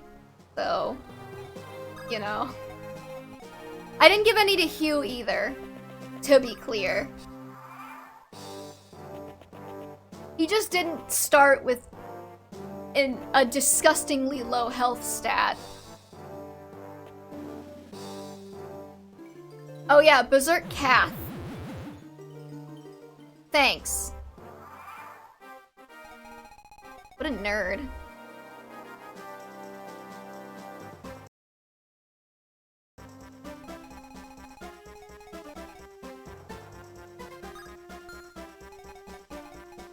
Okay, well, Lilina will take care of that for me.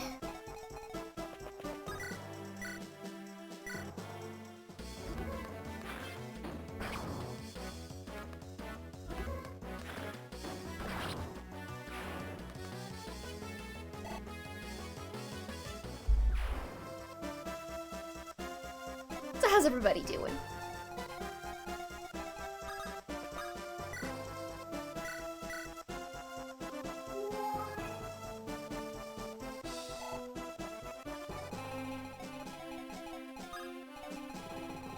I should check to see if there's any, like, Percival Elfin fanfic. What do you think the breakdown of Binding Blade fanfic is? You throw together my video for tomorrow. Oh, have fun!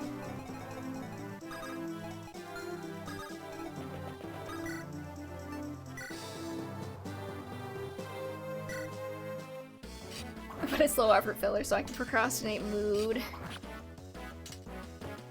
That's actually, okay, like, that's why my Sacred Stones Omegaverse tier list took forever to get out, because I was like, oh, this is gonna be like an 8-minute video, it's gonna take me like 10 minutes to edit, and then I just like didn't for like a hot second, and it suddenly, like, I did it in like February, and now it's April, and I just put it out. And the YouTube algorithm loves Omegaverse tier lists for some reason. It's very funny. AO3 has 14 Percival Elfin fics. Alright, boys, we're gaming! Let's go!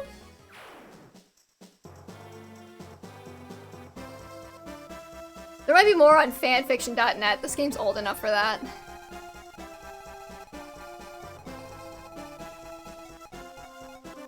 What if I just, like, put Roy in front of things? Do you think he can kill now? I wanna make sure he's not using his Binding Blade yet, though.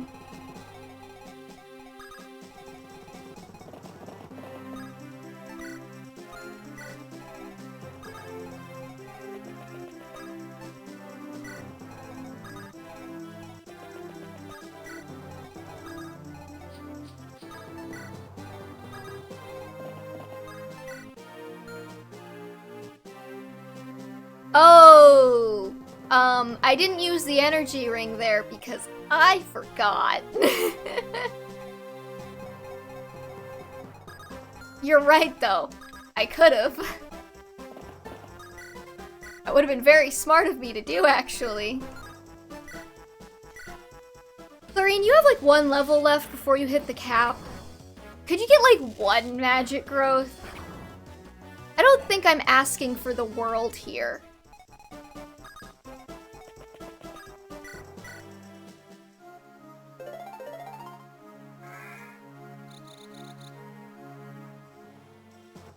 What's her tome rank, actually? A, okay. I'm not gonna give her 4 blaze, because she's gonna still hit like a wet paper towel, but I could, in theory, give her 4 blaze. There's 600 fanfics for Binding Blade? Wow.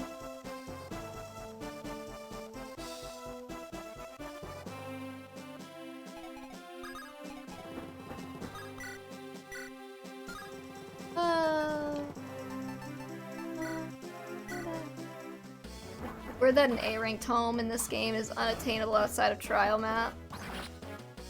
I didn't even know there was an A-ranked home.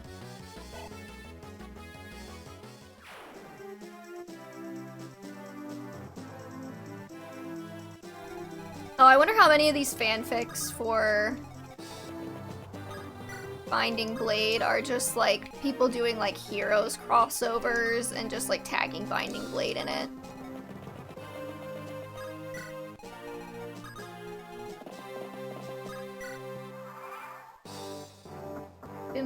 Fimblevetter? Yeah. No, that makes sense. Get him, Roy! Get him! I love you, Roy. You can finally be good now. Maybe.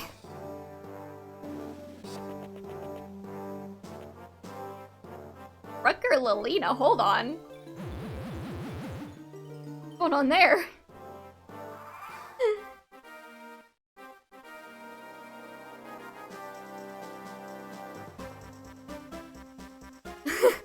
Sorry, okay. I was looking at the Binding Blade fanfics.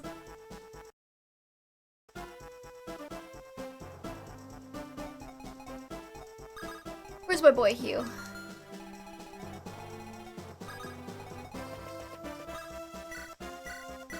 I'm thinking he probably won't be able to get to like a restore stave before the end, but I could at least get him a little bit of stave experience so he can use like men's, maybe?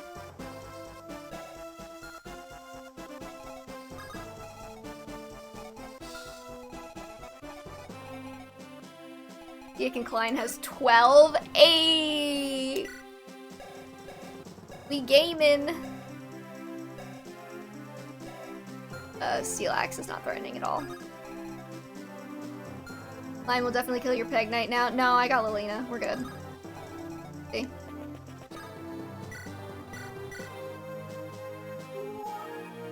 He's fine.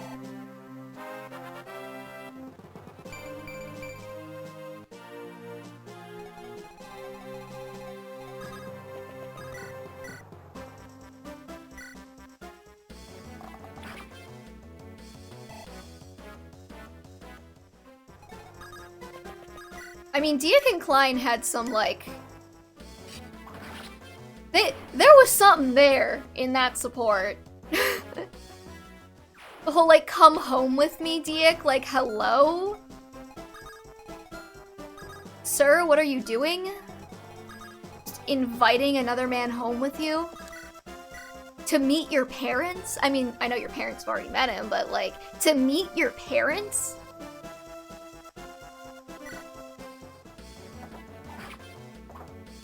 I mean, like, damn, like, you know, I would too if a man came and saved me from, like, a lion and got, like, some really sexy scars in the process. Yeah, I'd be taking him home too. I'm just saying.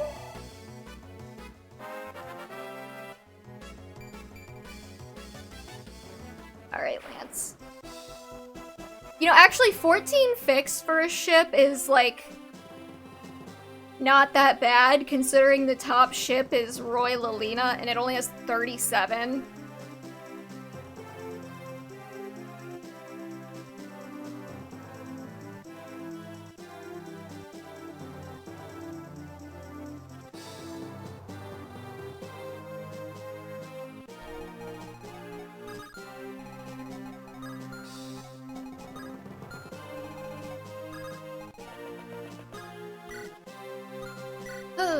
Same vibes as Dimmy Scar Angst. Of course, I have a type.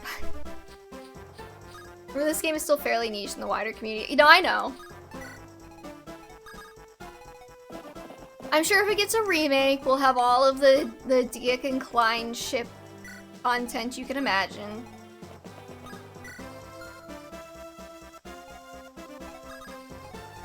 And I'm here for it.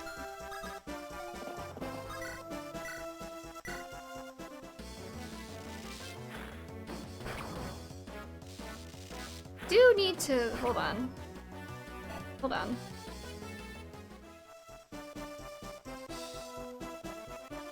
Ick.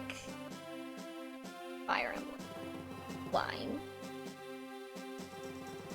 Fire Emblem. There we go. Relationships. Ick. Line Fire Emblem. Jake and Rutger have Icks, apparently. Okay. Some of these are recent, too! Oh my god! We got, like, 2024, 2023, 2023. Are these all the same person? That explains it. They have 12 fix, but I think, like, half of them are just, like, one person, which, you know what? Like, to be fair. Like that's fair. You do you. I love the energy. Some random stuff no one could call, like what happened with the Deliverance boys and Echoes. I don't know what happened to them on like a fandom level.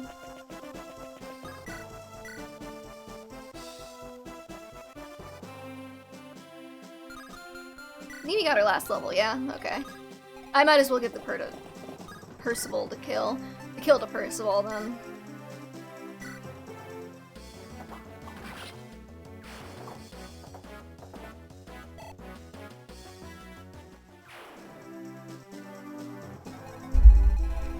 Ow, I hit my knee.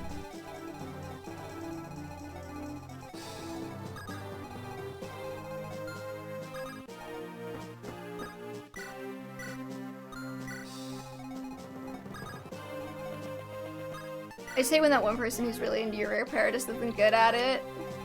Fair. I have not read, oh, I just noticed that this guy is in range to kill. Hold on. We're gonna have to fix that. Hey Liz, what's up? Are you winning, V? I think so. I haven't had to reset yet, knock on wood. Knock on a lot of wood. We were just talking about Diek and Klein fanfiction. There's 12, and like all of them are written by one person, and I will have to read them to get an idea of their dedication and their talent.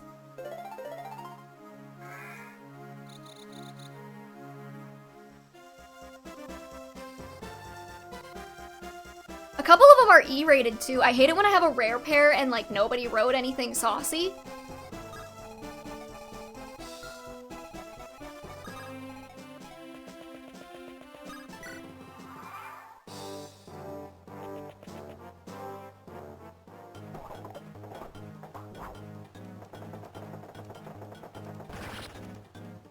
Because, like, what am I even here for?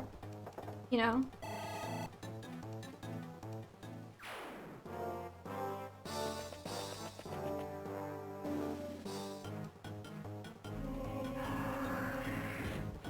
Okay, there's 12 Diek and Klein fics, and 4 of them are not written by the same person. So, there's like 8 Diek and Klein fics by one person. Not everybody wants to read smut. I'm not saying that everybody wants to read smut. I'm saying that I want to.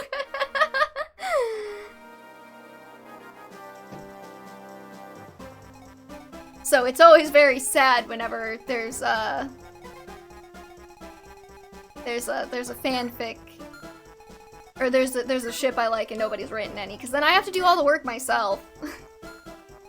Okay, that was the last Berserk stave use, so they hit every single one of them, I just want to point out.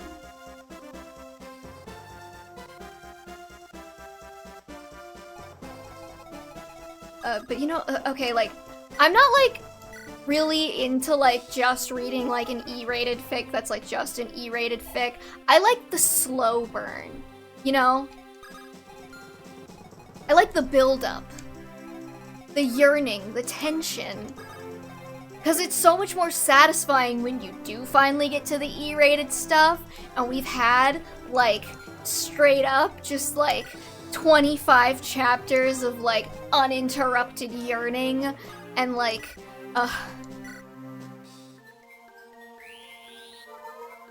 and, like, dancing around it and slow burn, and, like, them making mistakes and talking past each other and having misunderstandings, and then boom. You know what I mean? Just, you know, just my opinion, not that I'm like that invested in it. In my Awakening era, only one person writes about Jerome and Morgan. Interesting. Yeah, that is not a very common ship.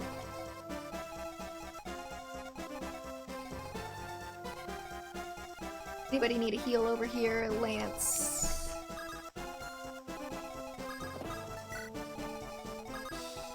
I can heal 1 HP off of Lance. I have for Rune Factory, I have like a very specific rare pair, which doesn't feel like it should be a rare pair, but it is.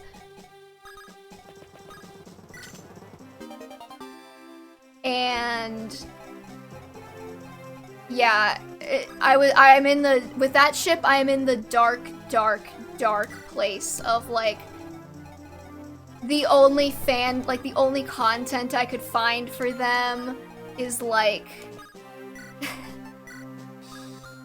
like it's like buried in like Drabble collections. Like there's content, but it's all like just like, oh yeah, they wrote 200 words in this Drabble collection with like a bunch of other ships in it. I'm like, oh.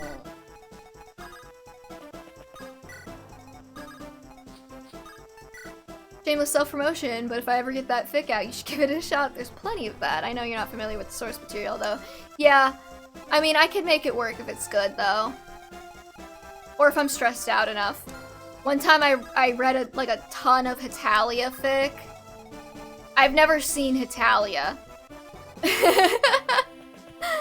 I was just like, it was the day of the like 2020 election, and I was like so stressed out because I was like, oh god, politics.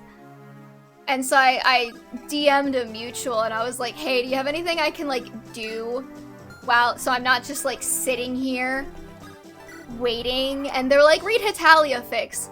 I like America x Russia or whatever. And I was like, okay, I'll just read that all day. Hetalia is my darkest moment. Oh no. I'm sorry I brought this tragedy back up. Although writing standard rom-com steps backward, as a lot of gay media does, where there's multiple raunchy hookups before you get around to talking about feelings. I can dig that. I can dig that genre as well. Yeah, so I literally just sat there and for like 12 hours straight, I read nothing but like America x Russia, like Omegaverse Hetalia fanfic on a dark day in November 2020. It was fun though, I enjoyed it. Ooh, Draco Shield. I keep forgetting to use the energy ring for Roy. But can he kill this guy? Nope, never mind. Ew. You got this, Hugh.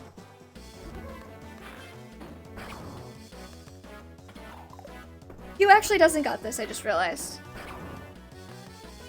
The bulky boy. Still love Denmark, Norway, they are so Slovaks. Okay, the interesting thing is, I was like, why is...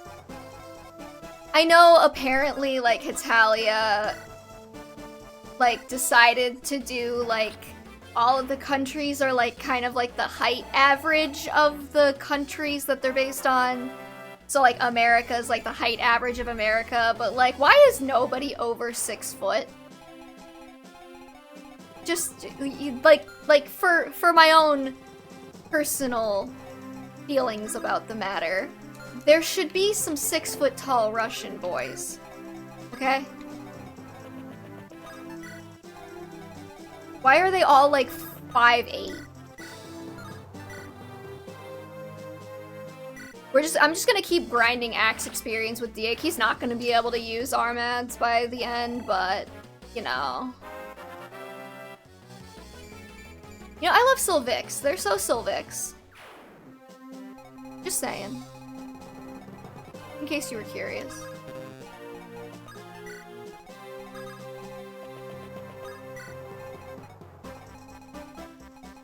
I love my standard red and blue ships. The Netherlands enters at 6 foot. Yeah. It's fucking Dutch giants.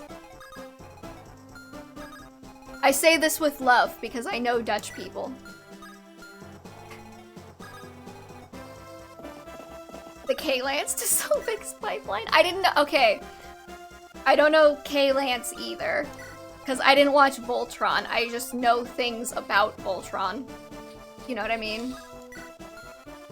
I have an awareness of it. Thanks to, everything about it. You know what I'm talking about.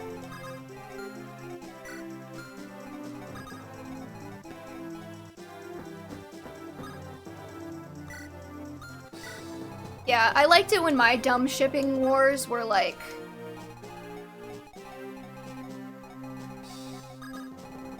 I don't know, about like... whether or not like, Zuko would treat Katara, right? Or whatever the heck the... There were ship wars!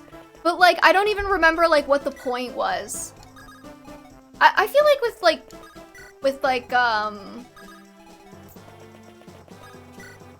Avatar The Last Airbender, the ship wars were a lot of, like... What's the word I'm looking for? Like, oh, is this canon or not? Was, like, a lot of the basis of those. Not like, oh, is this abusive? Or whatever the heck people do these days.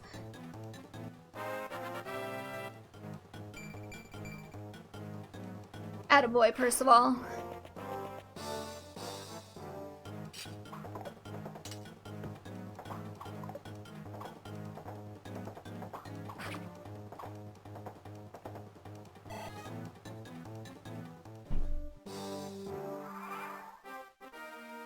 This feels too easy.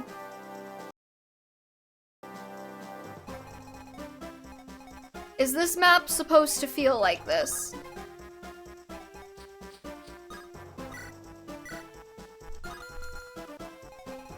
There's that big section in the middle. Yeah, I guess.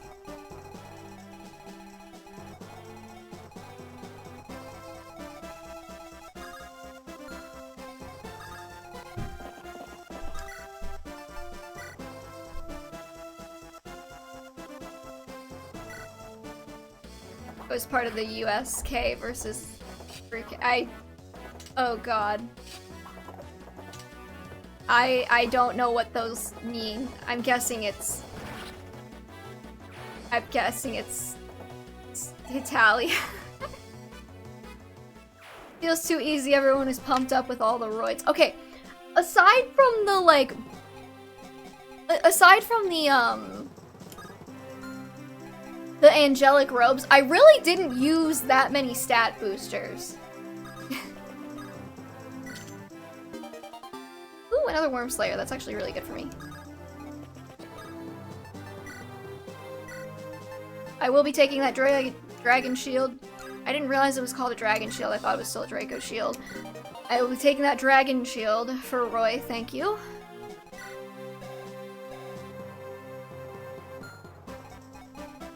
It's the arena grinding this time. That is true. I did do a lot of that. Do I just have to stand on the switch, or... Is this a switch? Nothing's happening.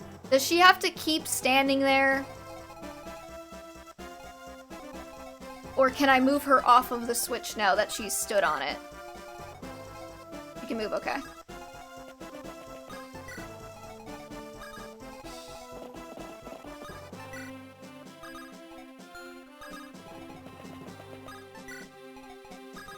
We'll keep Line safe behind DX's bosom.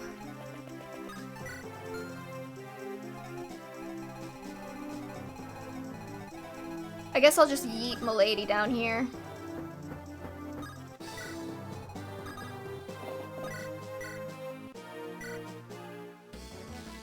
His heavily scarred bosom. Yes, that he keeps on display for us all.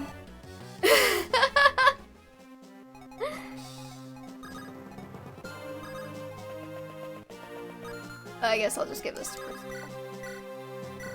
First of all, kill. Attaboy.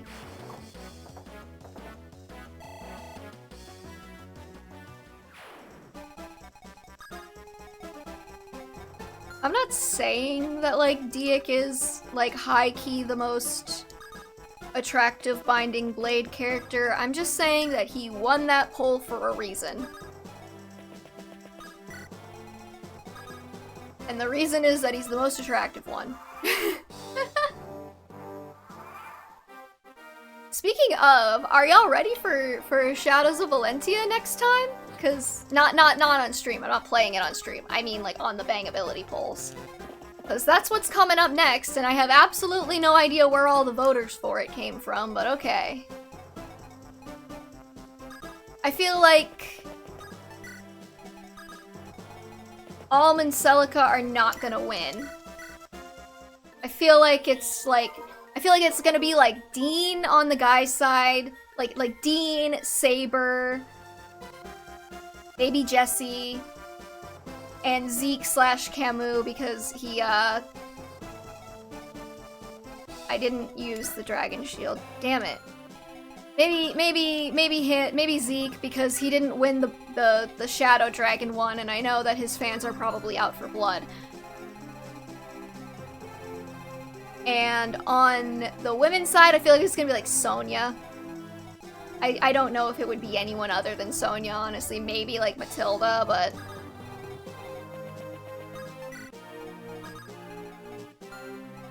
Sounds about right, yeah.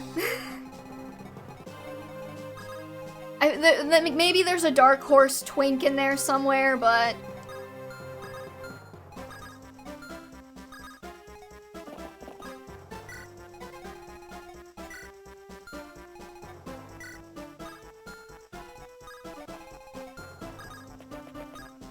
Whoever the Dark Horse twink is, we'll see.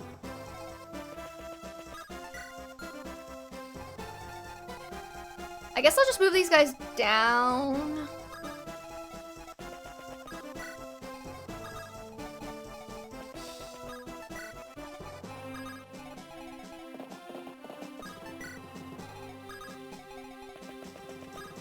Kath got all the free stuff. Leon's a twink in the actual sense, Peter Pan syndrome and all. Yeah, I don't think Leon's gonna make it very far though. He's not like... I'm trying to think of how to put this delicately. He doesn't have the it factor, I don't feel. Like there's something, like there's like a twink it factor. They have to be a twink, but they also have to be mean. Like Navarre. Like Navarre is a mean twink. I feel like the prevailing type I'm noticing is like buff dudes and mean twinks. And with ladies, it's like they can step on you, basically. Or they're MILFs. Okay, Clarine, you're almost up to your next level. This is your last level. Can you please get a point of magic? I'm sending magic point energy in your direction. Never mind, you didn't level up. It's fine. Woody loves you.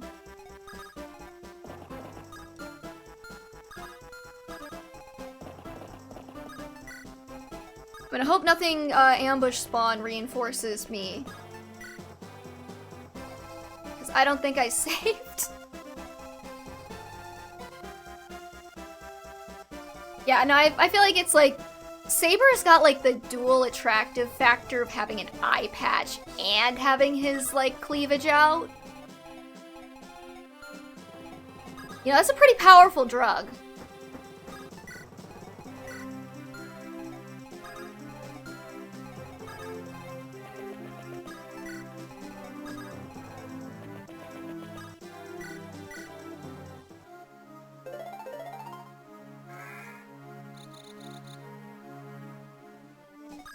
Then again, a lot of men in Shadows of Valentia have their tits out.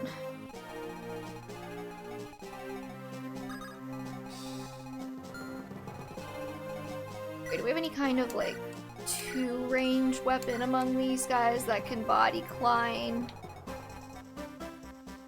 Wait, this is just mean. Why did they put these guys here?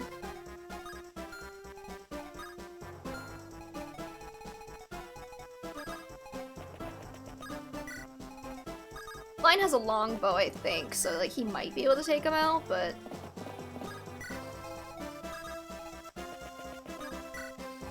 Alright, where's my boy Roy? Let's go. I should have bought you a pair of boots, buddy. I'm sorry.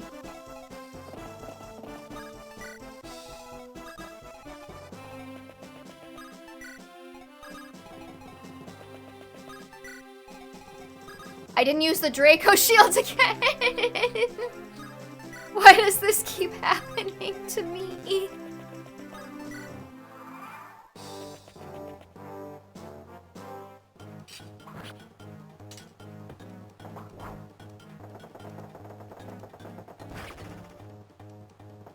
Nice. Not nice. Alan, you failed me. You failed me and you should be disappointed in yourself.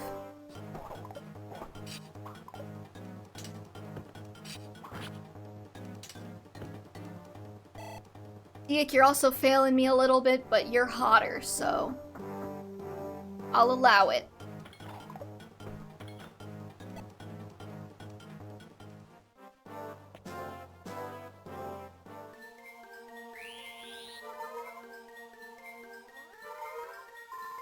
Oh my god, that reminds me, my VOD channel on YouTube is coming up at 100 subscribers. I was wondering if I should do anything for that.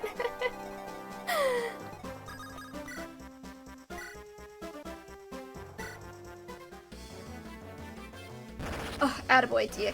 I could just like take all of the Fire Emblem characters and put them in a tier list from like hottest to least hot, you know? Maybe I'll just do that. I was gonna ask people's opinions, but eh. Go for it, I try to hit any milestone I could get, yeah. I didn't even notice. Like, I just like got a notification. It's like, oh, you have a new subscriber. And the last time I looked, I was at like 20 subscribers on that channel. And now it's like 91 or something like that. Alan, you disappoint me yet again.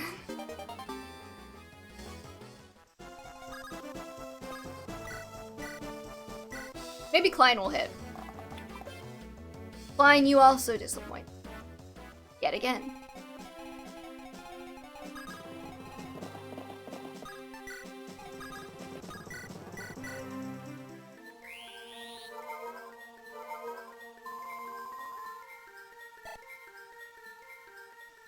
Do they not have any items in this game that will, like, increase your weapon ranks?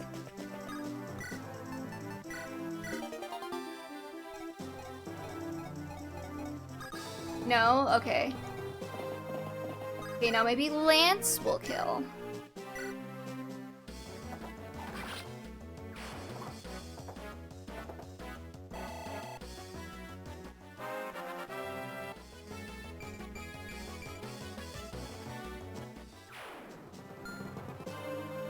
Lance doesn't love me enough to get a strength level up, though, so that's fine.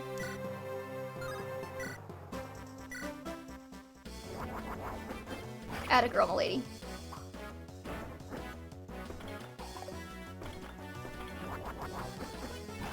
Double crit!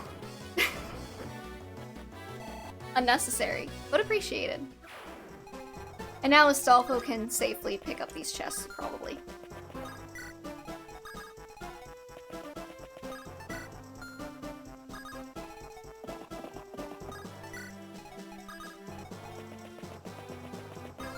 Please don't ambush reinforcements me, Uwu.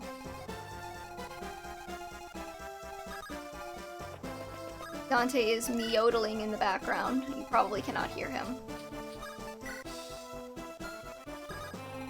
Should I get Thea and Klein's support? They've had it unlocked for a while. I just, like, haven't done anything with it.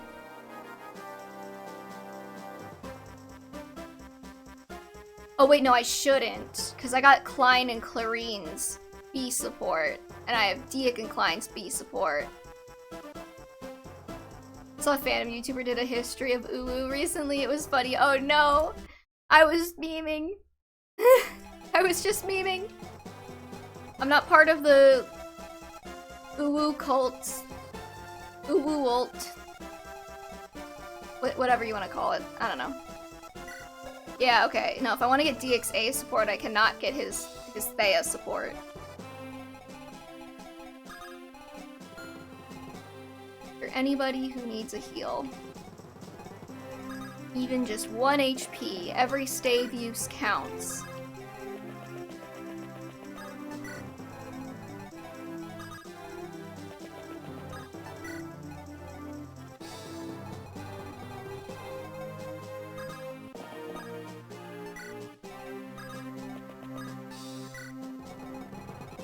I pay attention to where that guy is, yeah.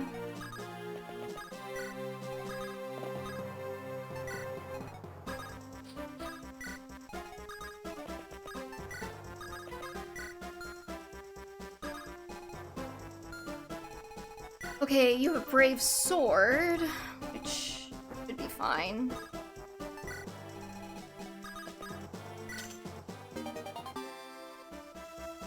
Nosferatu. I have not been watching, like, any good, like, fandom YouTube stuff lately. It's all YouTuber drama. There's something about learning that who's it what did the thing at the place is just pure dopamine.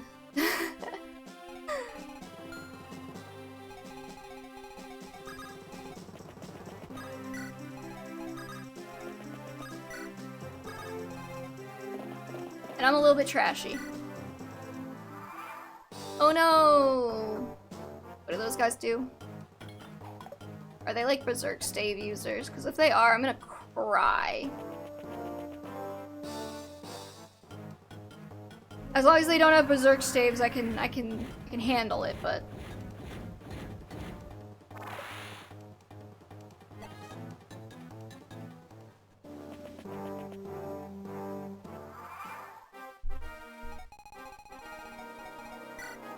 You have sleep and you have silence. Okay.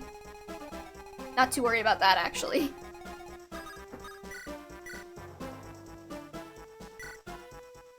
Get him, milady. Atta girl.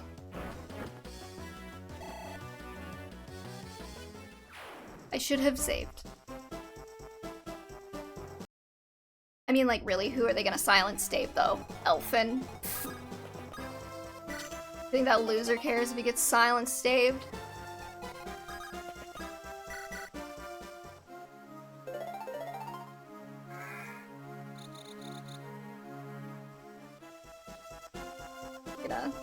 Check.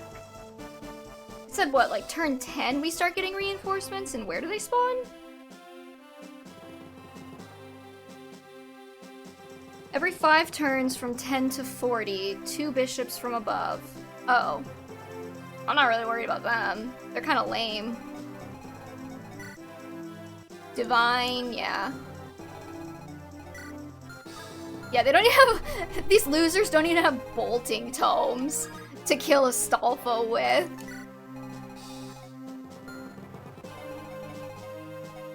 There will be reinforcements from the bottom after you unlock the middle. Okay, like down here. I'm not like super worried about that. Or like over here.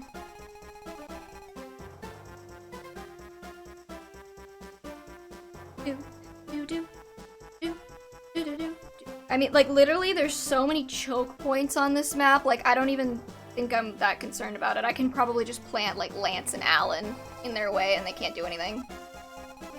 Unless they also have Berserk Staves, in which case I will be worried about them a little bit.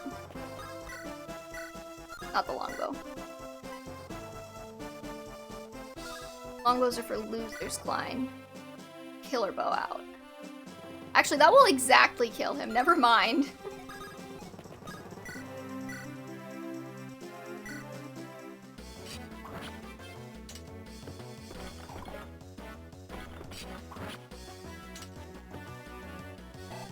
Infinite Dragon Stones? Wait, what? What's that mean?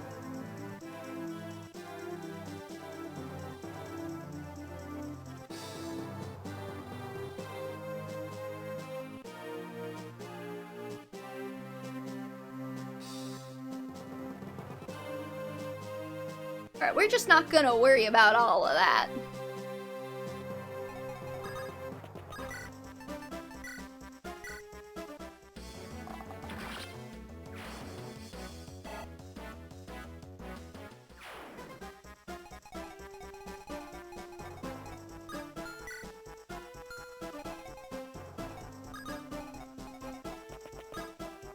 You know, like, I'm enjoying this game. I feel like the music was a bit of a miss for this epic final confrontation.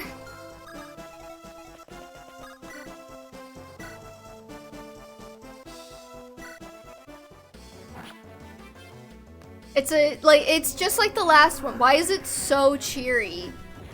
This is supposed to be like a dramatic confrontation, isn't it?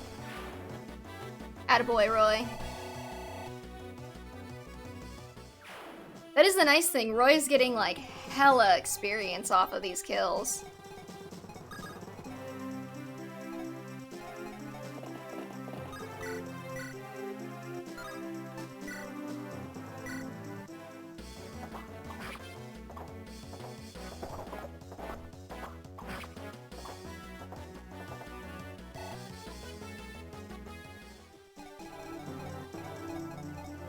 But I'm also so used to having him hang back that I'm, like, afraid to have him attack anything.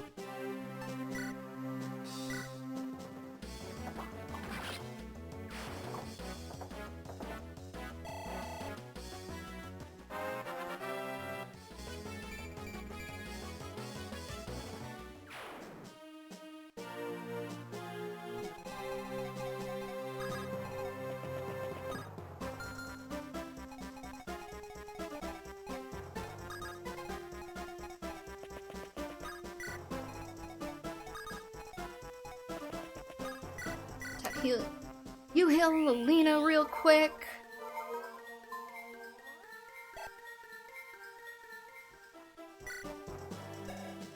Oh my god, he's not making it to D rank before the end of this.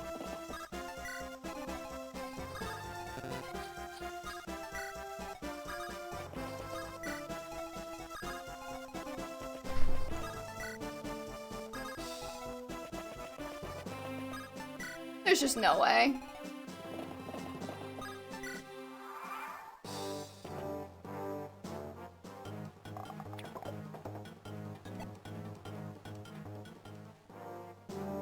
Oh, if you're gonna come close to the edge like that.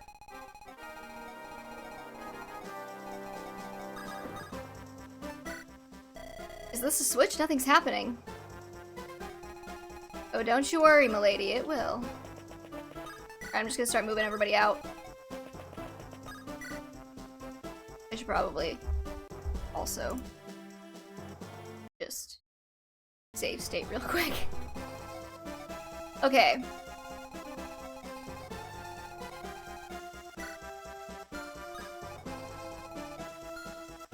I might send somebody to go take this nerd out just because, like, I don't love having a physics stave floating around.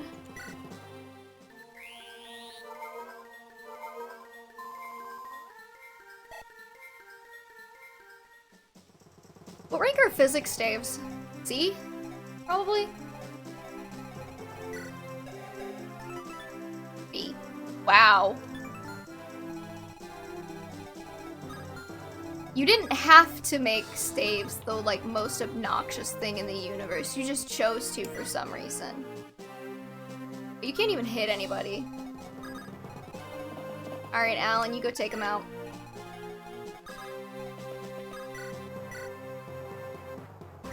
In the meanwhile, Diak and Klein can tag team taking out this Silverbow loser. Isn't that right, Dante?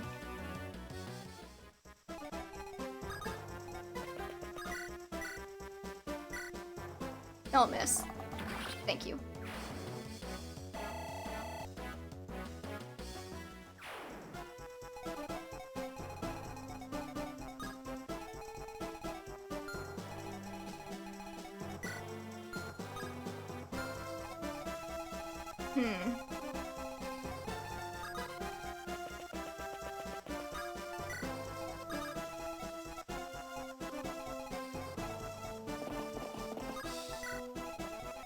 I don't necessarily want to open the door yet.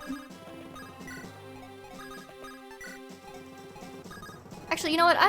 I'll have Thea go commit that war crime.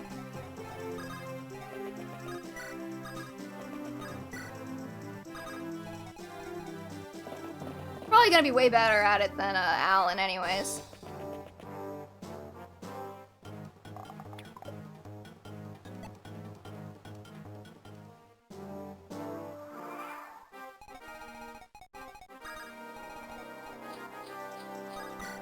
I mean, might as well, right? Free experience for her.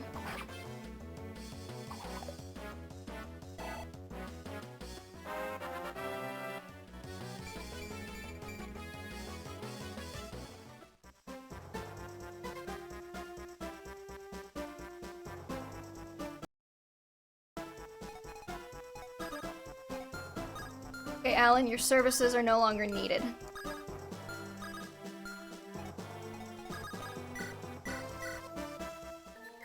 Also, you don't need a thief to open the door, just have Roy stand in front. Yeah, I know. I want to get everybody kind of, like, into position to kind of, like, back him up when the door opens.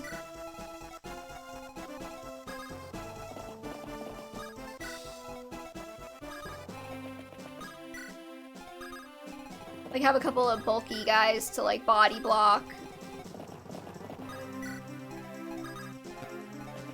Or dodgy, you know, whatever.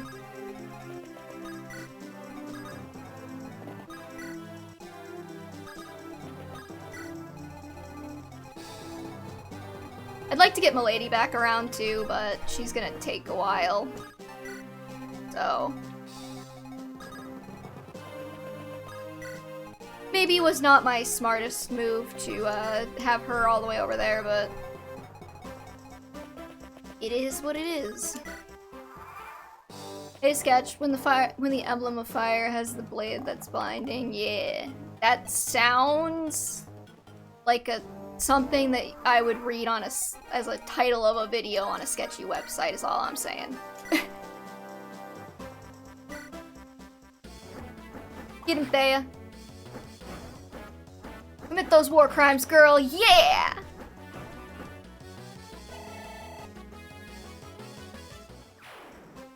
Hey, Meek.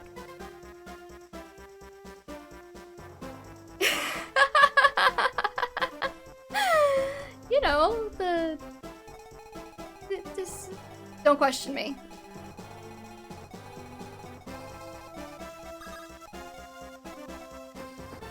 It's just, like, you know how, like, on TikTok, people will, like,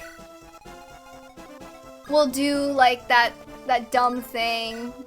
Now I'm concerned for your poor internet history. I'm just saying, like, you know how on TikTok, like, there's, like, certain things that get censored, so people will make up, like, dumb or silly names to, like, get around it. You know, like, instead of being, like, they'll be like, the S-ual, instead of, you know, whatever, or like, unalive, or something like that. Like, it sounds like... oh, no, I was definitely talking about a different dodgy site. But it does sound like the kind of thing, it sounds like the kind of title you would get if you told somebody who was, like, trying to get past the TikTok censors to make the title.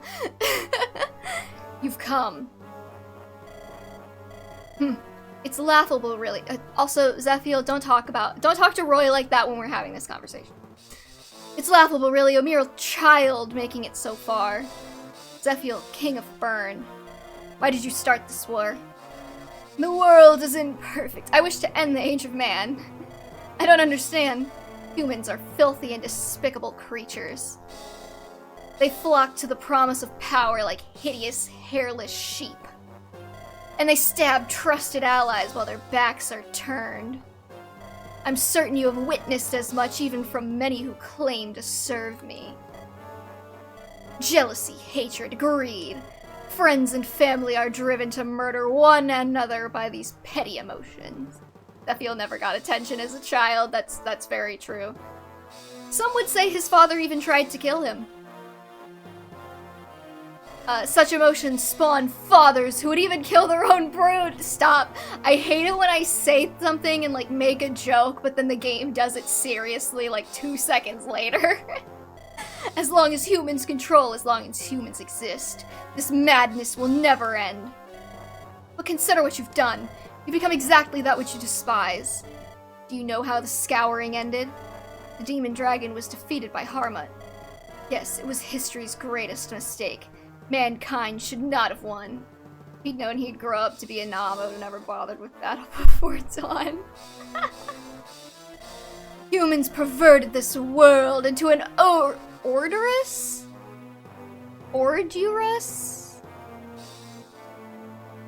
I am gonna Google that word, hold on.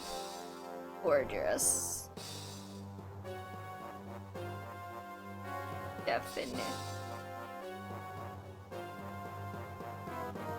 It's a song, apparently. Filthy, revolting. Okay, got it.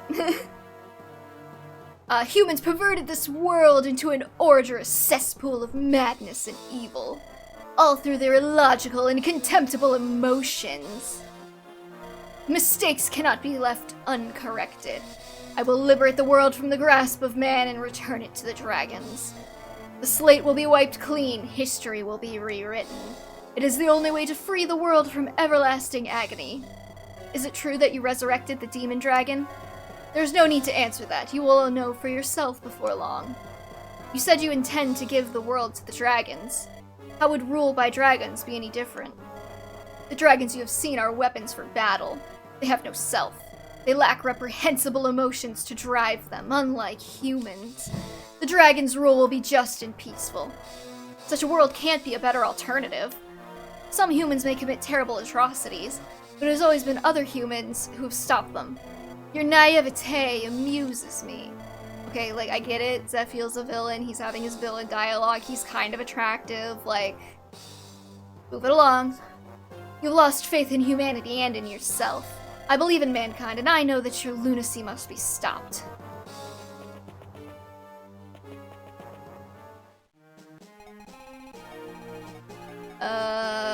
Oh, that was, right, that was all in the middle of a turn.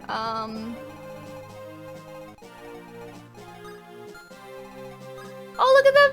The little mannequins are here wiggling too! Okay, what do you have? You have Recover and Divine, that's fine.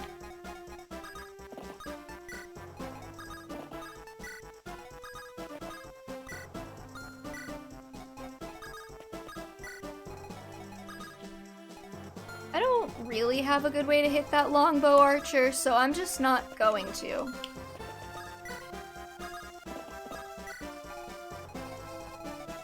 Thea's done with her war crime, so she can come back up and help out.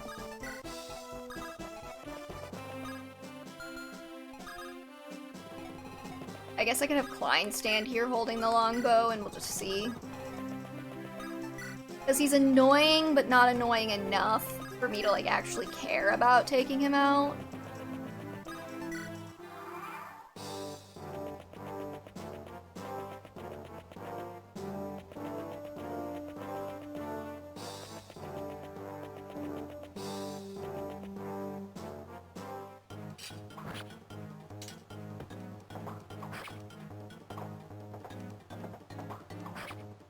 I have a feeling the worst part of this battle is just gonna be, like, taking Zephiel down, right?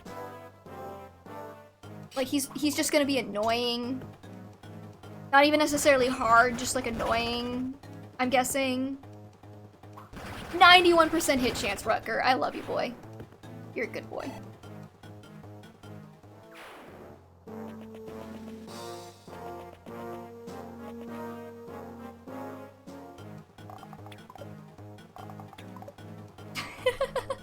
You know what, yeah, I'll just keep Klein there for fun.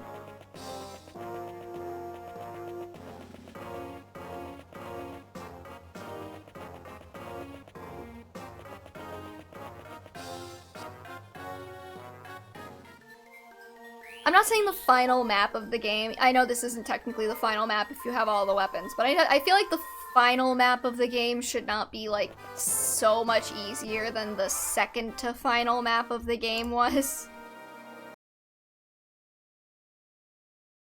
So, I mean, honestly, the second to final map of the game probably wouldn't have been that hard if it weren't for just, like, the time limit. I think the time limit is really what killed me on it. I'm, like, not even really thinking that hard about this. I probably should have.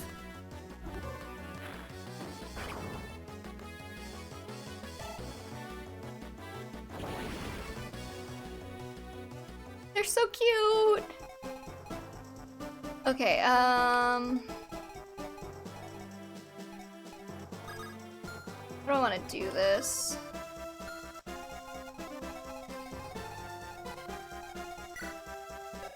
He's bulkier than I think he is. I know that.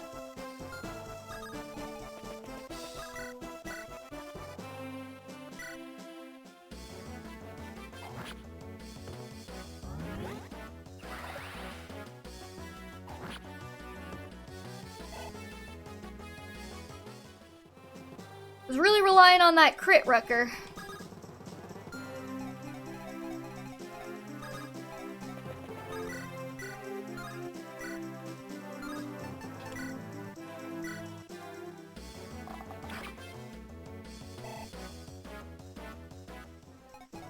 I think I'm, like, checked out of this map, because I'm just, like, not paying attention. Like, I forgot that he got healed. and would therefore not have enough health. Would have too much health, sorry, for Klein to one-shot him.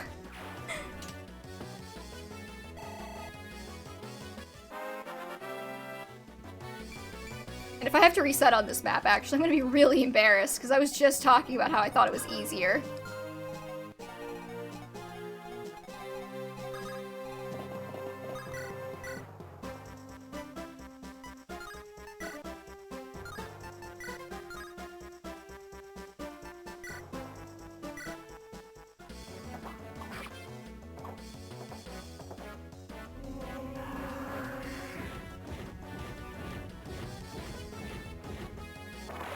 Haha, you missed.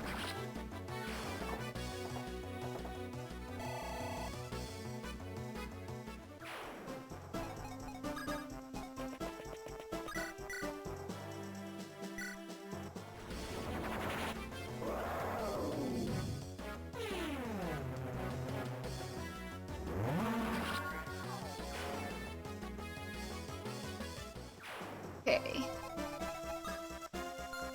Watch out for that guy.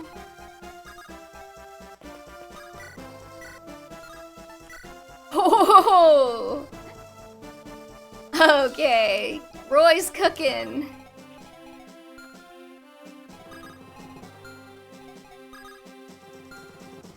Yeah, screw it, why not? Do the repair staves work on... Oh! Got a little extra animation. Oh, that's so cute. What a good boy. And he got a strength growth because he loves me. What was I gonna say?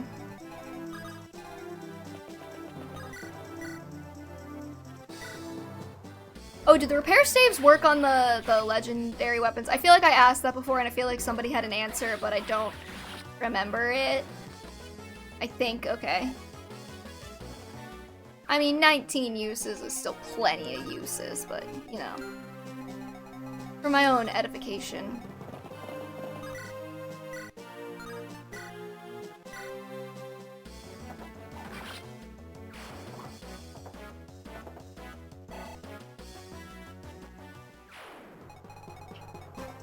See, everybody's fine. They were always going to be fine.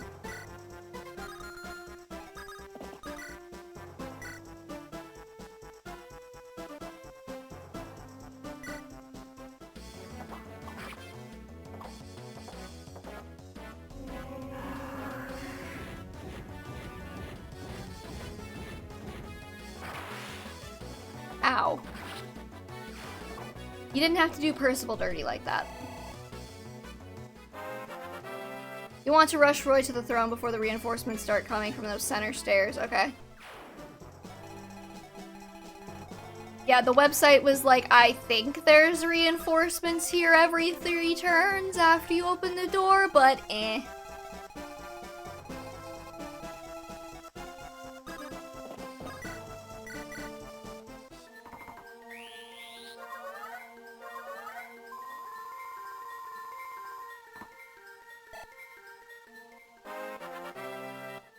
Magic Chlorine? Oh my god! She got her first magic growth ever. I swear.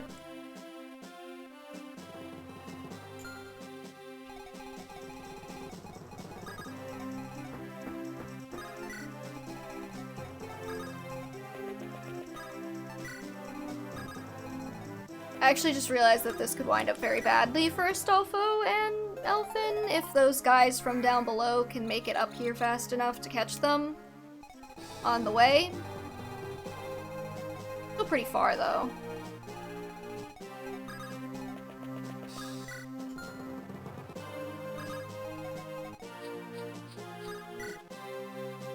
Oh.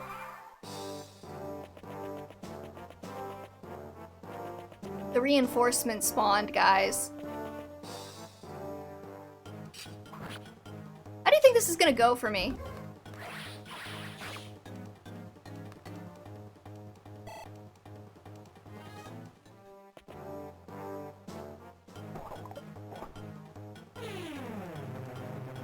Okay, actually, Mimi dodging that was huge.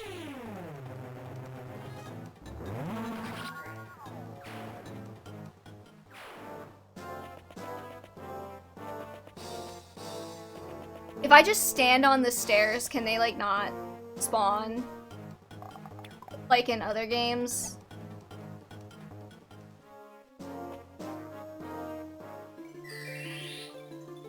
Nice.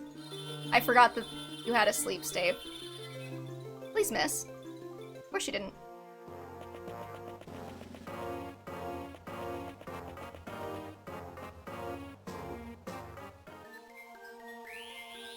Okay. That just made this map slightly more annoying. Oh look, there's a thief spawning to not open any of these chests.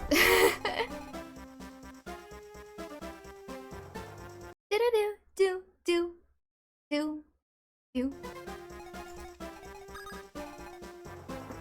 Maybe I will start moving the lady over faster.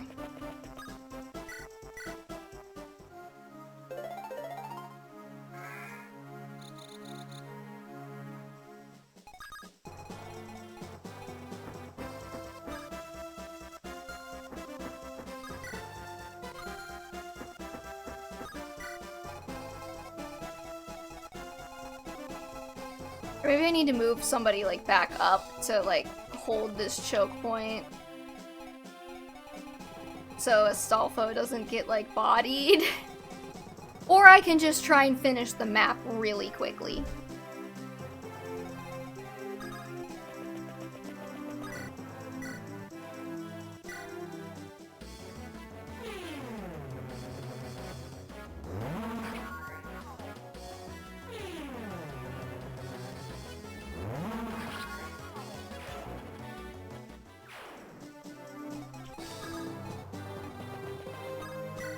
But if I just, like, hit him with Rutger? Oh. Well, that's disappointing. Sacks? The fuck?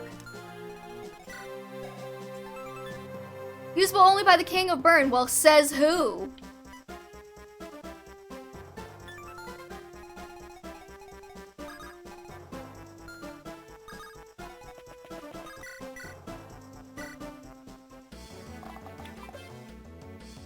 Thanks, Klein.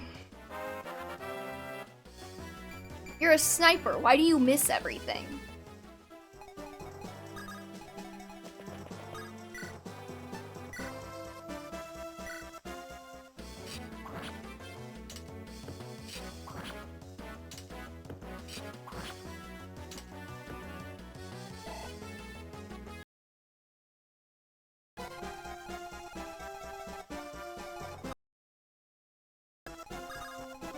I guess this could be free experience.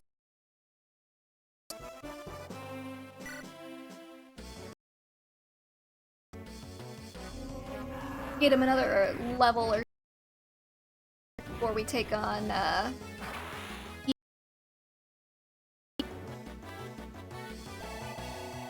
Burn.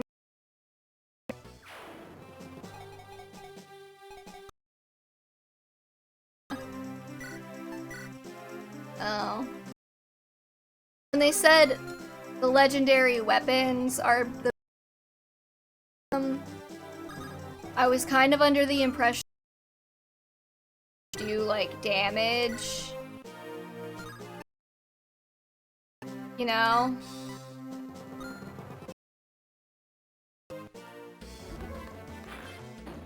That was just impression.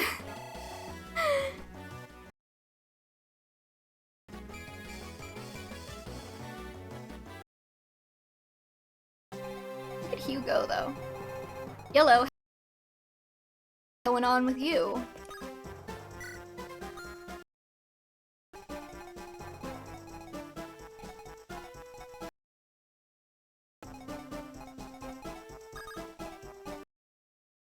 Hello, birds. I guess the longer this takes, the more, Oh, I could have given the bow to Klein, probably. He probably has S, right? Not that it would have been very good on him, but whatever.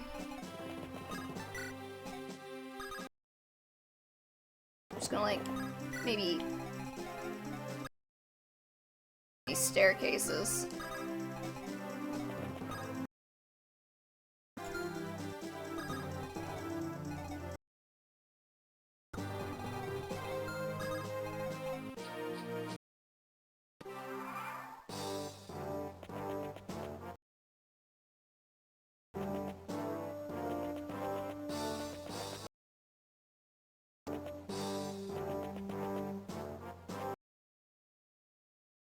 You know what? Fine. Waste your sleep, stave on Lance. He's not. Damn it. Holes always get hit by those.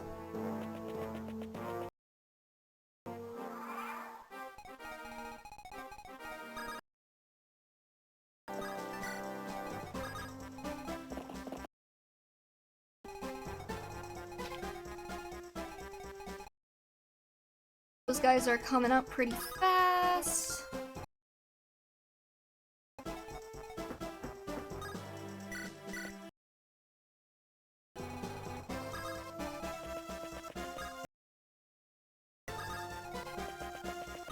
But no, maybe we'll... Guys save.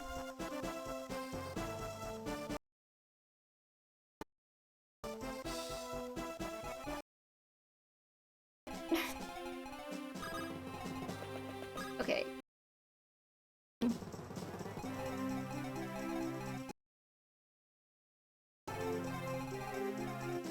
Lion can wait on this. It's their boyfriends.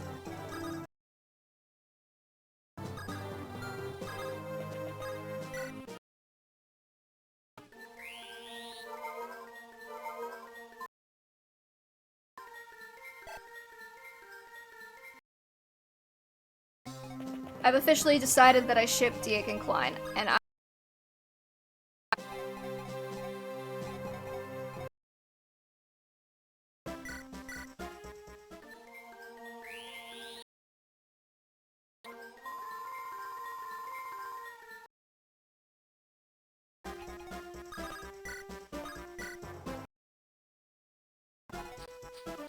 ship who and who again? The guy who doesn't wear a shirt. If that narrows it down.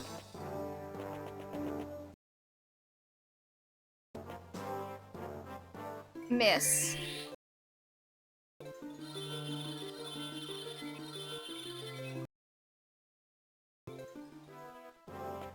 Literally every...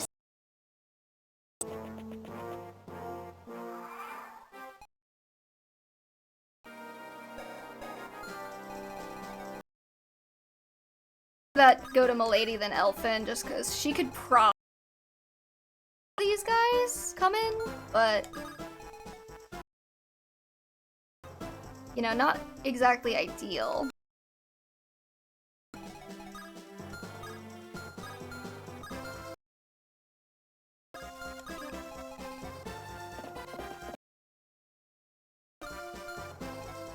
I'm actually a little bit afraid of that. This guy.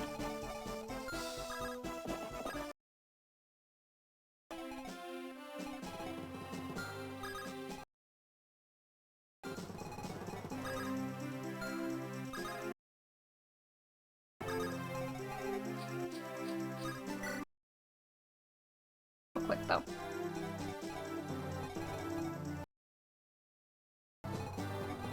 The only issue is that Elfin is like all. I would like it if he.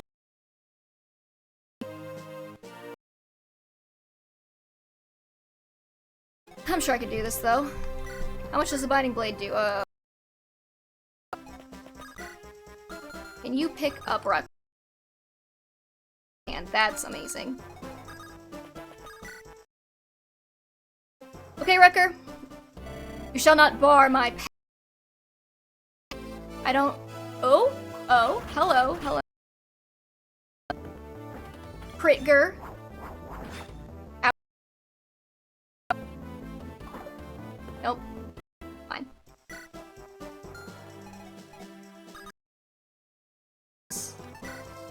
Hahaha, Nemi's not gonna hit him with Apocalypse.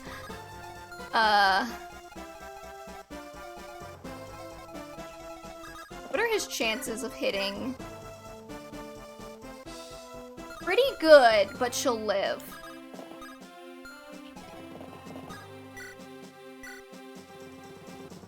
And he's not gonna be able to crit.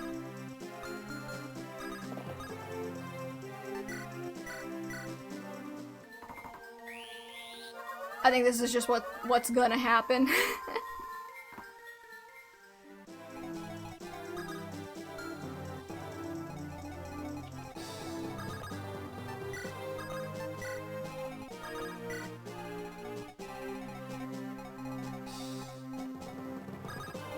If I had Nimi go stand on those stairs instead.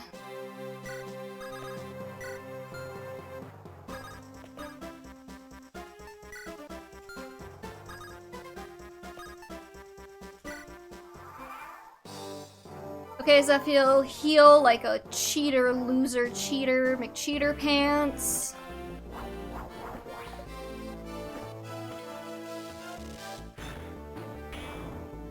I should have just given Clarine 4 Blaze. Like, she would do 1 damage, but at least she'd be doing damage.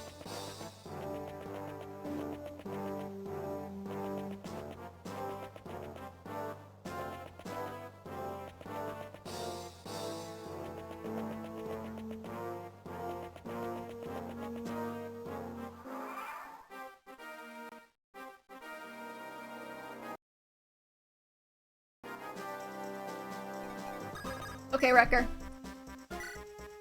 You can do it, buddy. I believe in you.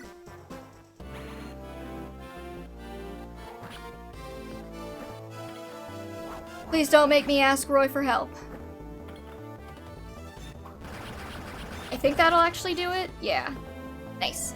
I'm defeated. Remember this, my will shall never die.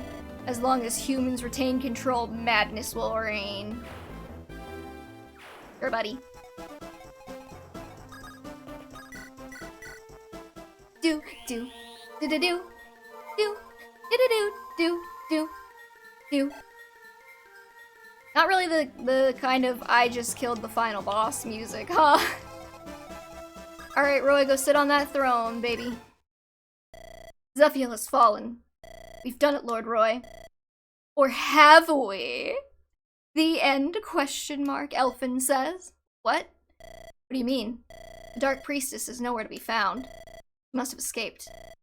So it seems. What? What was that? Zephiel's sword, it's glowing. It's Ekisax, sword that only the King of Byrne can use. Lord Roy, legend says that when all the legendary weapons come together, the Dragon Sanctuary will rise from the ground. Dragon Sanctuary? It was the headquarters and the lair of the dragons. That's what the legends say anyways. Why do the human weapons do that? I'm so confused. Yes, I've heard that too. I mean, I'll go with it, but I don't know what's going on. Does that mean Ekisax is the final legendary weapon? I thought it was the Binding Blade. No, you're not that special, Roy. Binding Blade may be on an even higher level than the legendary weapons. It may be its own entity, beyond compared to even the legendary weapon. There is something in the background of this music that's like every couple of seconds, and it's actually kind of giving me a headache. Sounds like a weird cicada. More powerful than the legendary weapons, what power lies in the sword? That's why it breaks after 20 hits. The sword is glowing again. Light is pointing to the south. Chapter 24 is 95% text dumps. The answer's in there somewhere. Oh boy. Will the light lead us to the Dragon Sanctuary? That is how the stories go. The Dark Priestess is the demon dragon as we suspect. Then she is most likely at the sanctuary. Very well, we'll follow the light. Well, good for you, Roy. Byrne surrenders with King Zephiel's death. The great war that rattled the foundations of Alib is over. Roy's battle, however, is not. Roy continues his search for the Dark Priestess, believed to be the demon dragon. Following the legendary weapon's light, Roy heads for the Dragon Sanctuary. However, waiting for Roy at the entrance to the sanctuary is Brunya, who gets to live if we don't get all the legendary weapons, I guess? And she's hot, so that's good. The last surviving Wyvern General of Byrne. With the remaining troops of Byrne at her command, she awaits Roy's approach. With a heavy heart, Roy prepares to fight the ghost of the now-dead Byrne. That's pretty metal, Roy. Oh, God. How dare you? How dare you make a map that looks like this? Well, anyways, I'm not gonna do this today. We will be back with this next time. So, what, there's like 3 more chapters left or something? 4? I don't know. But... hold on, I'm gonna just check real quick.